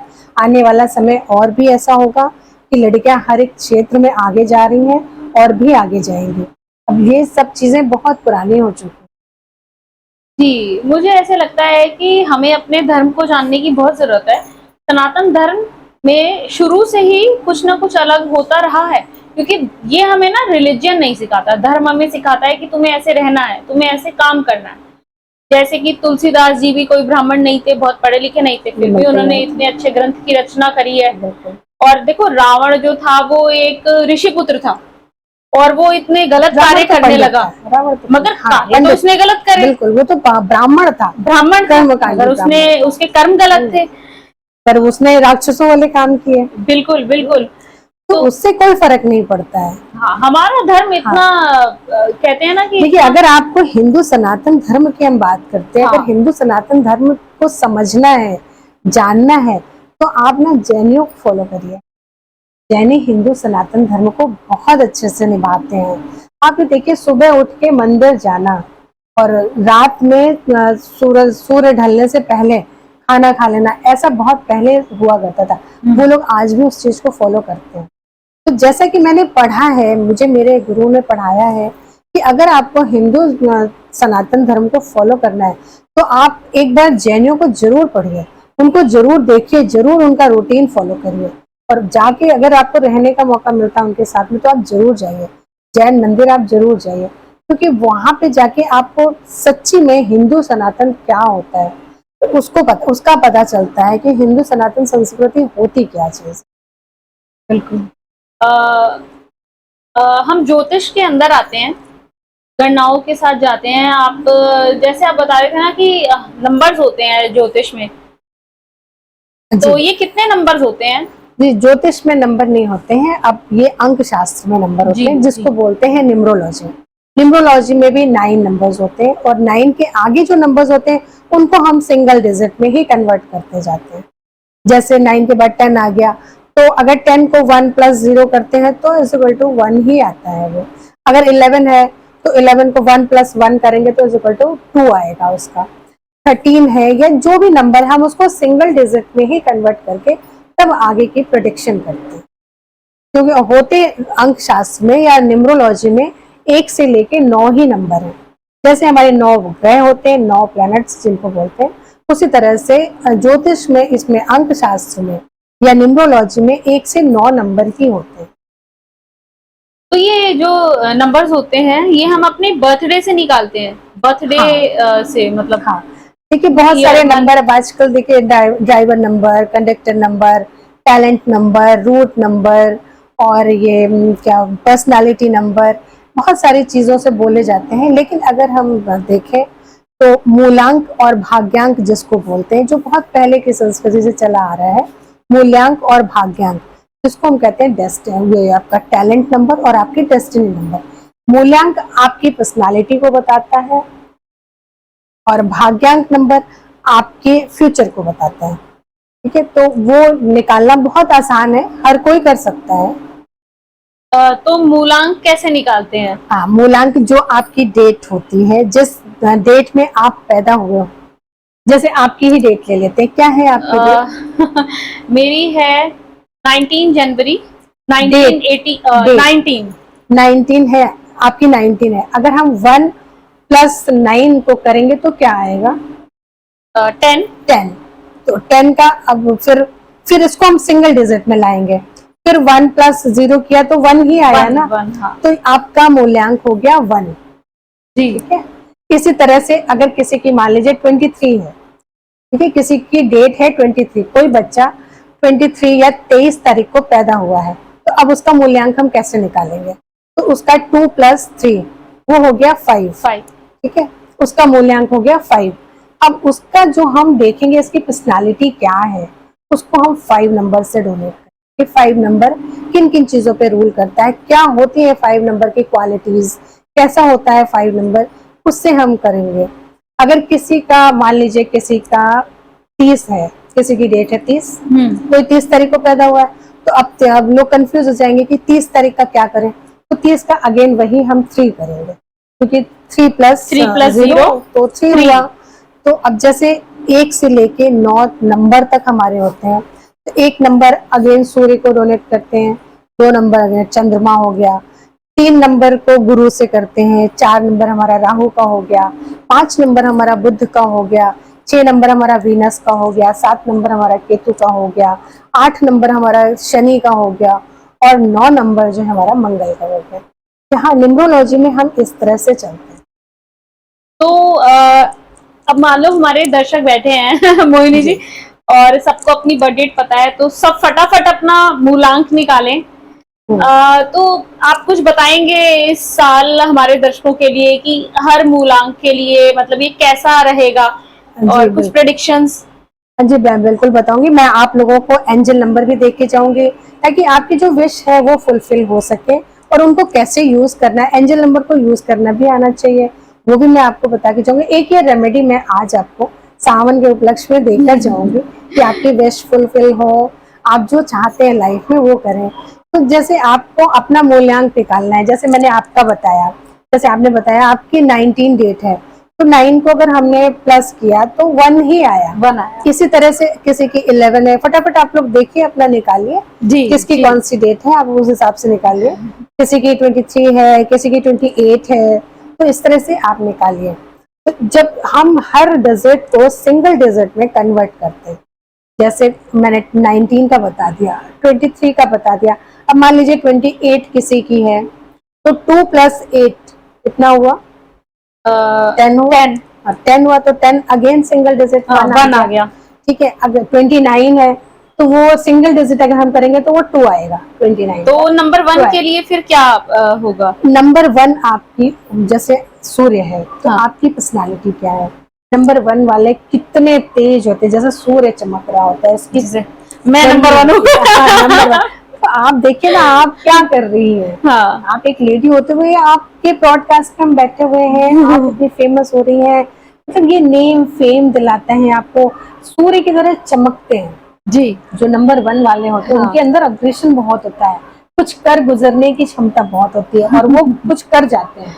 उनकी पर्सनालिटी ऐसी होती है, क्योंकि राजा है, सूर्य तो ऑलरेडी किंग है, किंग की पर्सनालिटी भीड़ से हट के चलने की है, तो वो अपने आप को ऐसा ही बना लेते हैं, उनकी बॉडी ऐसी बिल्ड हो जाती है, माइंड से वो ऐसा सेट हो जाते हैं कि वो अपने आप को किसी अलग दिशा में ही ले जाते हैं, कुछ ऐसा काम करते हैं जो सबसे हटके होता है, तो उनकी पर्सनालिटी एक सूर्य की तरह चमकती होती है।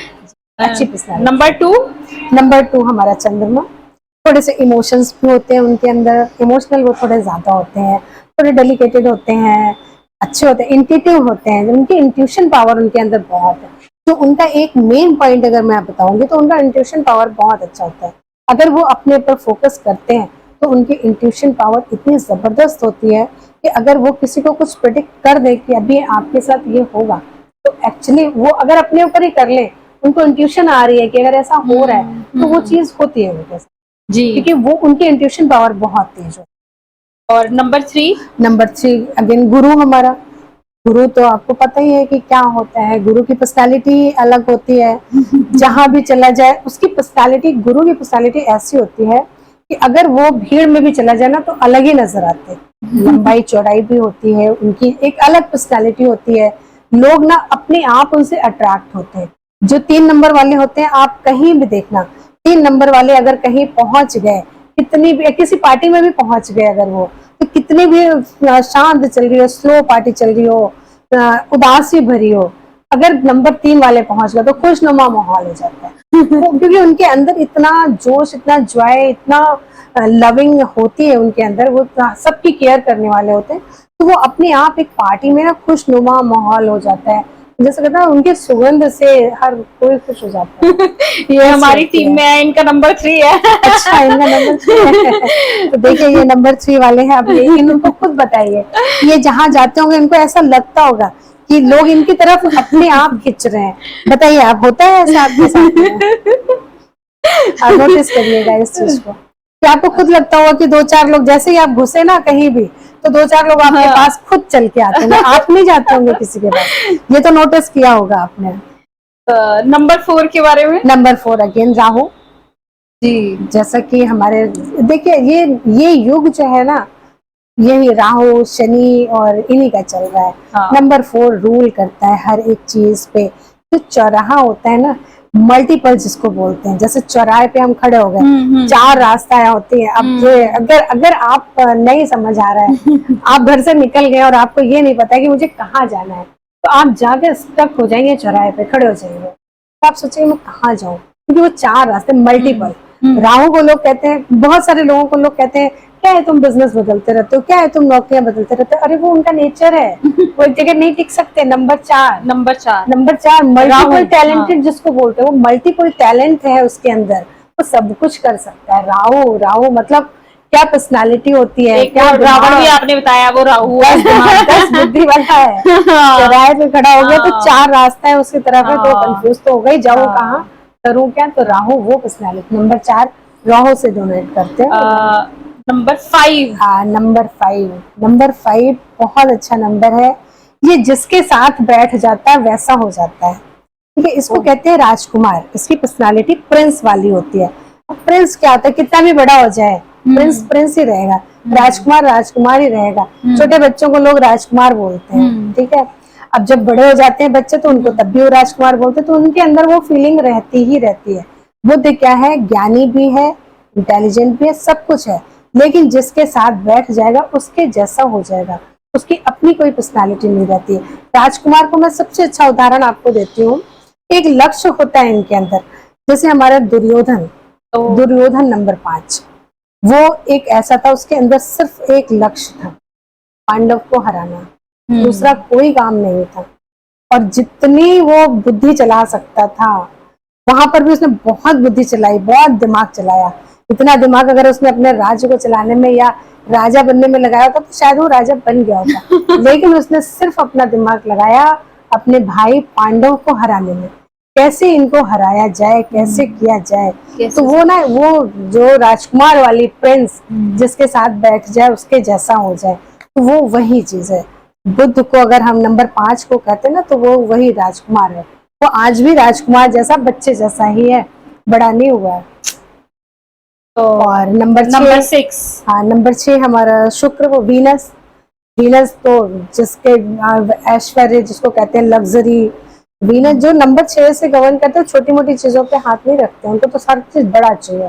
क्योंकि नंबर 6 ना लग्जरी, हाँ लग्जरी चाहिए उनको, छोटी चीजों से काम नहीं देता। छोटी गाड़ी नहीं चाहिए, ऐसे छोटे सस्ते कपड़े नहीं चाहिए, ब्रांडेड चाहिए, लग्जरी चाहिए, मतलब हर एक चीज लग्जरी चाहिए। गुरु उनका वैभव, ऐश्वर्य उनका एक अलग ही होता है, तो उनको अपना ऐश्वर्य दिखाना होता है। अपनी वो पर्सनालिटी निकल के आनी चाहिए, जो मैंने पहना किसी ने नहीं पहना, जो मैंने खाया किसी ने नहीं खाया, वो चीज उनके अंदर डेवलप होती है। तो वो गुरु वो होते हैं। नंबर 6 वो होते हैं। नंबर 7 पे आते हैं। नंबर 7 हमारा शनि है। शनि कहते हैं ना, आप जितना अपने हाथों से काम करेंगे, जितनी अपनी फिंगर चलाएंगे, जितनी आपकी फिंगर चलेंगे, शनि आपका उतना ही खुश रहेगा। जैसे लोग कंप्यूटर पे काम करते हैं, जो मजदूर लेबर क्लास होते हैं ना, शनि इन पे ज्यादा मेहरबान रहते हैं। क्यों रहते हैं? क्योंकि ये हाथों से काम करते हैं, लेबर सब हाथों से काम करते हैं। अगर आपको चाहिए शनि जी की कृपा पाना, तो आप लेबर क्लास को खुश रखिए। जितना आप लेबर क्लास को खुश रखेंगे, शनि भगवान आपसे उतने ही प्रसन्न रहेंगे। तो इनकी पर्सनालिटी कैसी हुई नंबर 7 इनकी की? पर्सनालिटी शनि जैसी, हर काम स्लो होता है इनका, लेकिन जो होता है परफेक्ट होता है। परफेक्ट होता है। और अच्छा बढ़िया काम होता है। नंबर जो 8 है, हमेशा देखना इनके पास पैसों की कमी नहीं होगी, क्योंकि ये मेहनती होते हैं। भले ही ये कुछ भी करें, मेहनत करके ये अपने आप को फिर बिल्ड कर ही लेते हैं, खड़ा कर ही लेते हैं। इनके पास पैसों की, धन की कमी नहीं होती। और नंबर और 9 नंबर 9 मंगल, गुस्सा। गुस्सा। और ब्लड का कारक भी नंबर 9 होता है। और नंबर 9 वाले लोग ना, जैसे धार्मिक बहुत होते हैं, समाज के लिए कुछ करना है इनको। इनको एक ये रहती है कि मैं समाज के लिए कुछ कर जाऊं, और समाज सेवा में इनका ज्यादा मन लगा रहता है, और इनको करनी भी चाहिए। नंबर 6 वाले, नंबर 9 वाले, अगर, क्योंकि इनका ब्लड ज्यादा गर्म होता है ना, खून ज्यादा जोश में और गर्म होता है, तो अगर ये 1-2 बार अपना ब्लड भी डोनेट कर देना तो इनके लिए बहुत अच्छा रहेगा। क्योंकि इनको ना किसी तरह की ब्लड से डिजीज नहीं हो सकती है, ये नहीं होगा, क्योंकि इनका ब्लड ज्यादा गर्म रहता है कह लीजिए, या वो रहता है, उबलता रहता है। गुस्सा ये अंदर ही अंदर पीते रहते हैं। तो जो आप किसी चीज को अंदर ही अंदर कंट्रोल करोगे ना, तो वो आपके बॉडी में इफेक्ट डालेगी। इसलिए नंबर 9 वाले बहुत अच्छे होते हैं, समाज के लिए बहुत कुछ करते हैं, अपने लिए नहीं सोचते हैं। नंबर 9 वाले हमेशा पहले अपने परिवार, अपने आसपास, अपना समाज, इनके लिए करते हैं, और इसके बाद इनका अपना नंबर आता है। इनका अपना कोई इनके लिए वो नहीं होता है।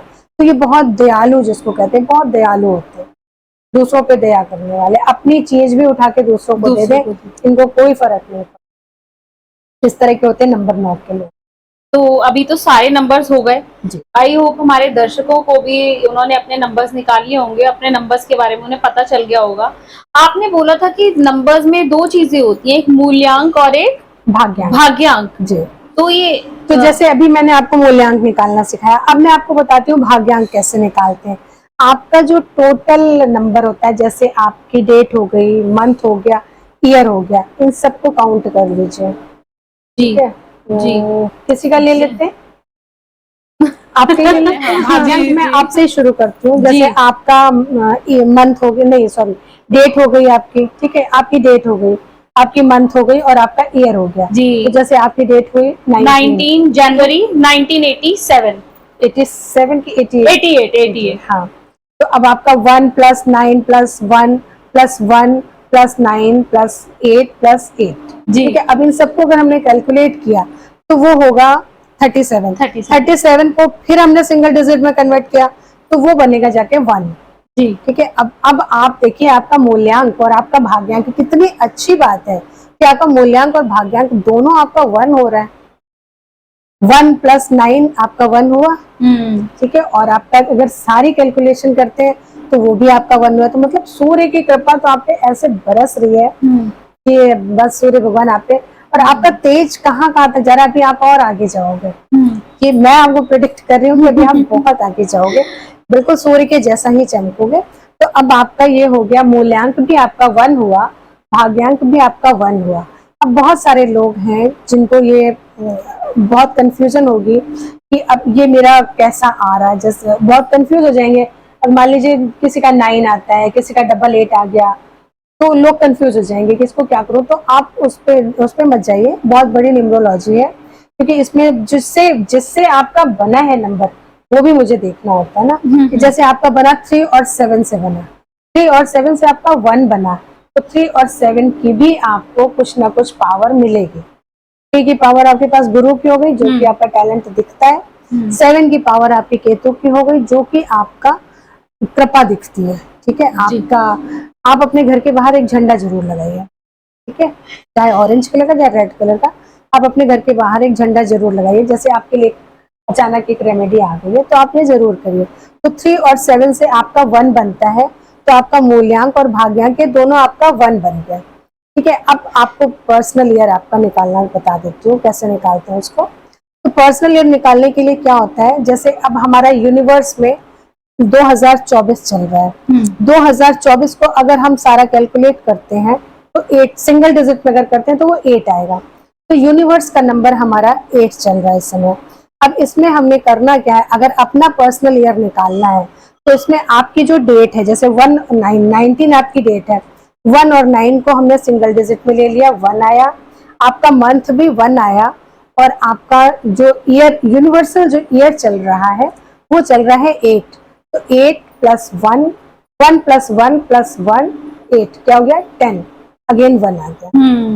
ठीक है, आपका देखिए 1 कहाँ तक चलता चला, जरा आप ये देखिए, अगेन आपके पास 1 आ गया, अब तीसरा 1 भी। अगर आपका पर्सनल ईयर इस समय जो चल रहा है, आपका पर्सनल ईयर इस समय जो चल रहा है वो 1 चल रहा है, मतलब आप फिर सूर्य के नंबर से ही गवर्न कर रहे हो, और ये साल आपके लिए बहुत अच्छा है, बहुत राइज करोगे आप। और अब आपको मैं आपका मंथ निकालना सिखाती हूँ। जैसे आपका ये मंथ जुलाई का महीना चल रहा है, तो आपका 1 नंबर था, पर्सनल ईयर आपका निकला 1। ठीक है, अब 1 को हमने क्या किया, 1 प्लस ये मंथ चल रहा है 7, जुलाई मतलब 7, तो 1 प्लस 7 क्या हुआ 8, 8 हुआ जाके 9, मतलब ये आपका जो मंथ आपका चल रहा है ये शनि का चल रहा है, यानी कि आपको 8 नंबर से गवर्न कर रहे हो इस समय। जो भी चीजें आपके सराउंडिंग है वो 8 नंबर से चल रही है। अब ये आपका हो गया पर्सनल ईयर, हो गया आपका। इसी तरह से आप लोग भी अपना अपना निकाल लीजिए, जितने हमारे व्यूवर्स हैं वो भी अपना निकाल सकते हैं, पर्सनल ईयर पर्सनल मंथ। तो आपको ये पता चलता रहेगा कि आपका पर्सनल ईयर ये चल रहा है और आपको क्या रेमेडी करनी है वो भी आपको समझ आ जाएगी। और आपको पर्सनल मंथ जब आप निकालोगे तो उससे आपको ये पता चल जाएगा कि आपको इस समय क्या काम करना है, क्या नहीं करना है, किस भगवान की पूजा करनी है, किसको खुश करना है, किसको नहीं करना है, ये चीजें आपको सारी चीजें पता चलती रहेंगी। और आप मान लीजिए किसी बिजनेस डील पे जा रहे हैं आप, ठीक है, और आपको देख रहे हैं कि मेरा 4 नंबर के साथ मेरा ऐसा होता है कि मैं जाता हूं तो मेरा काम नहीं बनता है, तो आप उस चीज को अवॉइड कर सकते हैं। 4 तारीख की जगह आप 5 तारीख को जा सकते हैं। सिर्फ एक उसका महीने का ही तो फर्क है, पर्सनल डेट भी होती है, लेकिन इतना भी आपको समझ नहीं आएगा, वो कभी और के लिए रख लेंगे कि आप पर्सनल डेट भी निकाल सकते हैं। लेकिन अभी आप इतना करिए और फिर मुझे इसका रिजल्ट बताइए। और इसके बाद आपको मैं एक एंजल नंबर बताती हूँ जिसको बोलते हैं कुआ नंबर। एंजल नंबर आपका जो आपकी ईयर होता है उसको कैलकुलेट कर लीजिए। जैसे आपका ईयर ले लेते हैं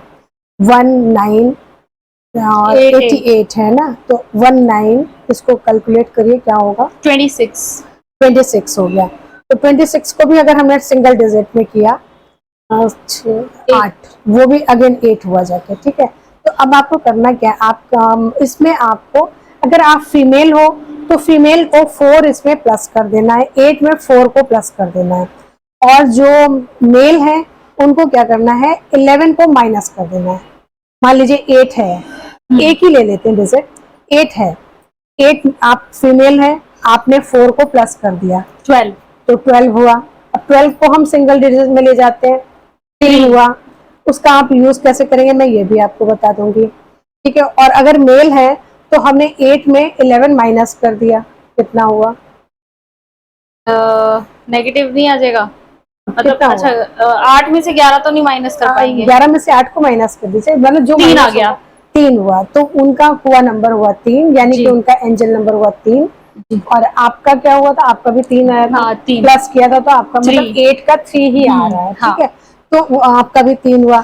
जो मेल होंगे उनके में 11 को माइनस करना है, और जो फीमेल हैं उनके में 11 को 4 को प्लस करना है, 4 को प्लस करना है। ठीक है, वो हुआ आपका एंजल नंबर, वो हुआ आपका कुआ नंबर। अब आपकी जो भी विश है उनको फुलफिल करना है, आप कैसे करेंगे। ठीक है, आपकी रिस्ट है लेफ्ट हैंड की, ये ठीक है, यहाँ जहाँ पे ये टर्न होती है, ये जहाँ पे टर्न हो रही है जी, यहाँ पर आप उस नंबर को लिखेंगे। ठीक है, और लिखना ग्रीन पेन से है, आप उस नंबर को यहाँ पे लिखिए, उसको एक छोटा सा सर्कल कर दीजिए, और आप सारे परमानेंट मार्कर से कर लीजिए, बहुत अच्छा रहेगा, मिटेगा नहीं, पानी वानी पड़ेगा तो मिटेगा नहीं। और आप इसको सारे दिन लेके चलिए, नेक्स्ट डे फिर वही कर लीजिए, जब तक आपके विश फुलफिल नहीं हो जाती तब तक आप इसको करते रहिए। तो जो भी विश है आप अपनी विश मांगिए और इसको फुलफिल कर लीजिए। आप देखिए आपकी फाइनेंशियल कंडीशन भी अच्छी होती जाएगी, जो भी आपके विश हैं। मतलब ये हमें लिख के जब लिख रहे हैं उस समय विश मांगनी है, हाँ, आप विश मन में मांग रखनी लीजिए, हाँ, और आप उसको लिखिए कि आप मेरा ये काम वो पूरा हो जाए, जी जी, ये मेरी विश है, ये काम मेरा पूरा हो जाए। आप उस नंबर को लिखिए, और जहां पर आपकी ये रिस्ट मूव कर रही है जी। वहीं पर लिखना है, तो एंजल नंबर बोल ये आपकी लाइफ में देखिए कैसे चेंज ला, बहुत बढ़िया चेंज लाएगा आपकी लाइफ। ये हमारे दर्शक को आई थिंक बहुत अच्छा लगा होगा, क्योंकि लोग चाहते हैं छोटी छोटी ऐसी रेमेडीज से मिलके कम से कम कुछ तो अपनी लाइफ को चेंज कर सके। जी जी। भाग्यांक, मूल्यांक, ये सब, पर्सनल ईयर हो गया, हाँ, पर्सनल मंथ हो हो गया, एंजल नंबर हो गया, ये सब हमारा ज्योतिष जो है अंक शास्त्र है, तो बोलते हैं न्यूमरोलॉजी। आपने भी सुना होगा न्यूमरोलॉजी होती है, तो ये न्यूमरोलॉजी है। लाइक हम अब इस साल की बात करें तो जैसे ये साल है 2024, तो ये भी कुछ भाग्यांक मूल्यांक से रिलेटेड है। जैसे अगर हम साल अपना निकालना हो, जैसे 2024 है, 8 हो गया जैसे इसका। हाँ, ये 8 हो गया, तो अब ये शनि का नंबर है 8, जैसे कि मैंने अभी आपको बताया, हाँ, कि ये शनि का नंबर है। तो कुछ लोगों पर शनि भगवान बहुत प्रसन्न है, धन की वर्षा कर रहे हैं। कुछ लोग शनि भगवान को प्रसन्न करने में लगे हुए हैं, कुछ की 7.5 चल रही है, तो जिनकी 7.5 चल रही है वो भी थोड़े शनि के दान कर लें, शनि भगवान का पूजन कर लें, तो उनके लाइफ में भी चेंजेस आने शुरू हो जाएंगे। ठीक है, और जिनके ऊपर शनि भगवान प्रसन्न है, 8 नंबर है, आप शनि भगवान प्रसन्न होंगे आपके काम करने से, दान पुण्य से भी इतने प्रसन्न नहीं होंगे जितना आप गरीबों को, जो हमारी लेबर क्लास होती है, उसको खुश रखिए। और जितनी आप मेहनत करेंगे, जितनी आप मेहनत करेंगे, आप किसी भी वर्ग के हैं, कोई भी काम करते हैं, आप क्लास 1 ऑफिसर हैं, इंजीनियर हैं, डॉक्टर हैं, जो भी हैं आप, जितनी आप मेहनत करेंगे शनि भगवान आपसे उतने प्रसन्न होंगे। सबसे बड़ी रेमेडी आपके लिए यही है कि आप मेहनत करिए, मेहनत से पीछे मत हटिए। ये साल मेहनत वालों के लिए है, काम चोरों के लिए नहीं है। जो मेहनत करेगा उसके लिए धन की वर्षा वैसे भी होगी ही। आपने बताया है कि शनि जो है वो बहुत स्लो है, हाँ, शनि बहुत, तो ये भी कह सकते हैं कि इस साल मतलब हम मेहनत करेंगे तो थोड़ा स्लो रहेगा ये साल। इस साल जो आपने बीज बोए ना, हाँ, तो आप अगर आपने बीज बोए तो कभी ना कभी तो वो पनपेंगे। हाँ, हो सकता है नेक्स्ट ईयर आपको उसका रिजल्ट मिल जाए, हो सकता है 1 साल और बाद मिल जाए। आप देखिए, जैसे मैं एक बड़ी अच्छी सी चीज बताती हूँ, मैंने भी जब सुना पढ़ा था तो मुझे बड़ा अच्छा लगा, आज मैं आपके साथ शेयर करती हूँ वो चीज। बुध है, बुध को जैसे मैंने बोला राजकुमार है, शनि को मैंने बोला कि ये व्रत है, ठीक है, स्लो चलते हैं। अब राजकुमार क्या हो गया, हमारे बच्चे हो गए, ठीक, शनि क्या हो गया, बुढ़ा हो गया, तो घर के बच्चे। अब हमने अपने घर पे आ गए ना, तो हमारे घर के जो बच्चे हैं वो बुद्ध हो गए, जो शनि है वो हो गए ये हमारे घर के बुजुर्ग हो गए, जो हमारे मम्मी पापा हैं, हमारे दादी दादा हैं, ये हो गए। इनको एक बहुत अच्छी रेमेडी बताती हूँ। जैसे जैसे आदमी बुढ़ा होता जाता है ना, एनर्जी कम होती जाती है। जो बच्चे होते हैं, बच्चों को अगर नेबल टू नेबल आप हक करते हैं, तो ये एनर्जी, जैसे लोग कहते हैं हमारे बच्चे बड़े शैतान हैं, बहुत शैतानी करते हैं, बहुत ये करते हैं, आप उनकी एनर्जी को ट्रांसफर करिए। जो उनकी एनर्जी है ना, शनि वाले जो लोग हैं, इन पे ट्रांसफर होती जाएगी एनर्जी, थोड़ी बैलेंस, ये मैंने कहते एकदम बैलेंस हो जाएगा, लेकिन काफी हद तक बैलेंस होती जाएगी अगर आप ऐसा रोज करते हैं। जी, जो बुद्धि लोग हैं वो बच्चों को नेबल टू नेबल हक करें, तो देखिए आप एनर्जी बैलेंस होगी। और दूसरी चीज है, बच्चे कैलकुलेट करते हैं, कैलकुलेशन, बुद्ध यानी कि कैलकुलेशन, शनि यानी कि कैलकुलेशन, मेहनत। जब आप मेहनत करोगे, 4 पैसे कमाओगे तो कैलकुलेट करोगे ना। बच्चे शरारत करेंगे तो यार कल मुझे जाना है, इतने बजे जाना है, और ये शैतानियां करनी है, ये करनी है। और जो तो क्या होता है, बच्चे सोचते हैं मैं कब बड़ा होऊंगा। जो बच्चा है उसको बड़ा होने की कैलकुलेशन चल रही है, मैं इतने साल में इतना बड़ा हो जाऊंगा, मैं इतने साल में इतना बड़ा हो जाऊंगा। और जो बुढ़े हैं, जो शनि है, उनकी कैलकुलेशन क्या चल रही है, मैं इतने साल का हो गया, इतने साल बाद मर जाऊंगा। तो ये कैलकुलेशन, शनि और बुध दोनों कैलकुलेट, आप देखिए ना रिलेशन कहाँ से कहाँ, आपके घर के बच्चे और आपके घर के बुजुर्ग, ये दोनों आपके घर पे ही है, दोनों को खुश करना है, दोनों को खुश करना है। हाँ, सब सेट है, ये आपके घर पर ही है। हाँ, कहीं आपको जाने की जरूरत नहीं, किसी मंदिर में जाने की जरूरत नहीं, आप घर पे उनको खुश कर सकते हैं। और दोनों की कैलकुलेशन देखे, बुद्ध भी कैलकुलेटिव बुद्धि है, शनि भी कैलकुलेटिव बुद्धि है। तो दोनों की कैलकुलेट, वो सोचता मैं कितनी जल्दी बड़ा हो जाऊंगा, और शनि जो बुढ़े लोग होते सोचते मैं कितनी जल्दी ईश्वर को मिलूंगा, मुझे कितनी जल्दी मोक्ष को प्राप्ति होगी, या मैं ईश्वर को मिलूंगा। तो दोनों की कैलकुलेशन चल रही है, एक की बढ़ रही है, एक की घट रही है। ये देखिए आप, शनि धीरे धीरे घट रहा है, बुध धीरे धीरे बढ़ रहा है। कितनी कितनी सिंपल कैलकुलेशंस और इतने सिंपल ये आपने रेमेडी बताई है। बस एक हम और जानते हैं आपसे, जब आप हैं हमारे पास, तो कि अगला साल 2025 आएगा। जैसे अगर हम इसका निकालें तो है 9। हाँ, तो आप थोड़ा सा 2025 प्रेडिक्शंस करेंगे कि मतलब 2025 9 वो कैसा रहेगा? 2025 उन लोग के लिए तो बहुत अच्छा है जिनका 9 नंबर है, ठीक है। जो धर्म के काम में लगे हुए, जो समाज सेवा में लगे हुए हैं, उनके लिए तो बहुत ही अच्छा है। और जो नहीं लगे हुए हैं वो लग जाएं, उनके लिए भी बहुत अच्छा होगा। ये वाला आने वाला जो साल होगा, आप खुद देख लीजिएगा, लोग ज्यादा से ज्यादा अध्यात्म की तरफ जाने लग जाएंगे। और अध्यात्म ऐसा नहीं, टिपिकल वाला अध्यात्म नहीं, साइंस वाला। लोग हर एक चीज का आज भी, अगर हम बच्चों से कोई बात बोलते हैं तो वो उसका लॉजिक पूछते हैं, तो वो लॉजिक वाला, साइंस वाला अध्यात्म की तरफ जाएंगे, धर्म कर्म की तरफ ज्यादा जाएंगे, समाज सेवा ज्यादा करेंगे, इस तरफ जाने वाला। क्योंकि ये 9 ईयर है, और 9 के बाद जो आने वाला साल होगा 2026, वो फिर अगेन 1 होगा, फिर वो सूर्य का हो जाएगा। तो ये जाता हुआ साल होगा, 2025 है, वो जाता हुआ होगा, और नए साल जो फिर से नया सूरज उगेगा वो होगा। तो इसमें ये जो समाप्ति होती है ना, बहुत अच्छी होती है, बहुत धर्म कर्म समाज सेवा इस तरह की होती है। तो ज्यादा से ज्यादा वो करिए। जिनका अगर लगता है कि नहीं मेरे लाइफ में कुछ चेंज नहीं हो रहा, तो वो अभी से अगर समाज सेवा करना शुरू कर दें तो आपकी लाइफ में देखिए कितना चेंज आ जाए। जी जी। और समाज सेवा में आपको कुछ नहीं करना है, कोई बड़े बड़े बैनर नहीं लगाने, कुछ नहीं करना है। आप जो लेबर क्लास है ना, इनको खुश कर दे, इनसे झगड़ा नहीं करिए, इनकी जो दिहाड़ी बनती है उनको वो दे दीजिए। जो इनके साथ कभी भी बहस नहीं करिए, मेहनत करते हैं। गलत चीज को मैं सपोर्ट नहीं करती कि जो गलत है उस पर आप जरूर लड़िए, बहस करिए, लेकिन जो सही है जेन्युइन लोग हैं उनको उनका दिहाड़ी जरूर दीजिए, उनको नहीं मारिए। आपका देखिए आने वाला साल भी अच्छा होगा, क्योंकि शनि महाराज जी जा रहे हैं तो बहुत अच्छी ब्लेसिंग्स देकर जाएंगे। और ये शनि वैसे भी थोड़ा स्लो है, तो जो आज आप करेंगे उसका रिजल्ट आपको आने वाले साल में मिलेगा। जी जी। Thank you so much Mohini ji. मतलब इतनी सारी नॉलेज होती है, हमें स्पेशली आपके पास आना पड़ता इतनी जानकारी के लिए।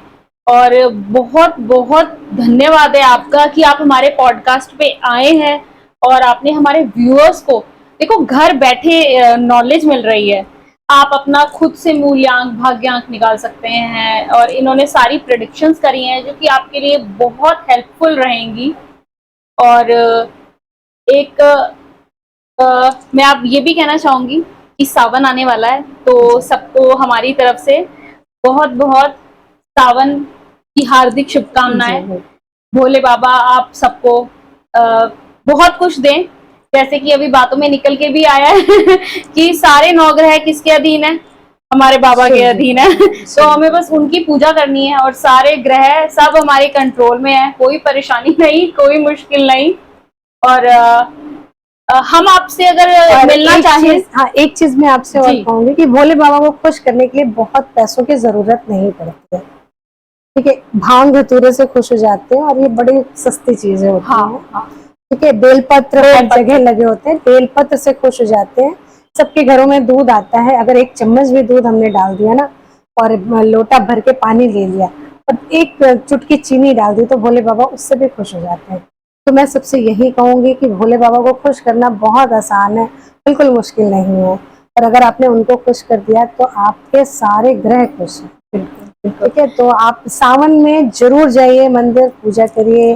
भोले, जो नहीं जा सकते अपने घर पे करें, और शिव चालीसा का पाठ करें, तो भोले बाबा की कृपा मिलना सबके लिए बहुत आसान है। जी और जी। तो वो वैसे भी सब पे कृपा बरसाते रहते हैं। हर हर महादेव। हर हर महादेव। मोहिनी जी, अगर हम आपसे मिलना चाहते हैं और हमें आपसे बात करनी है, तो कहाँ हम आपको कांटेक्ट कर सकते हैं? तो आप डिस्क्रिप्शन बॉक्स पे मेरा नंबर, वहां पर आप मुझसे कांटेक्ट कर सकते हैं। आप मेरे इंस्टा आईडी को फॉलो कर सकते हैं, आप मुझे मेल आईडी मेरी है उससे मुझे फॉलो कर सकते हैं। आपकी कोई भी परेशानी हो, कुछ भी है, आप अपने बारे में कुछ जानना चाहते हैं, तो आप मेरे से वहाँ पे मेरे नंबर्स हैं, उस पर आप कांटेक्ट कर सकते हैं, मुझे आपके पास मिल जाएगा। जी जी। व्यूअर्स को हम अपने डिस्क्रिप्शन में आपका नंबर्स और आपके इंस्टा आईडी देख सकेंगे।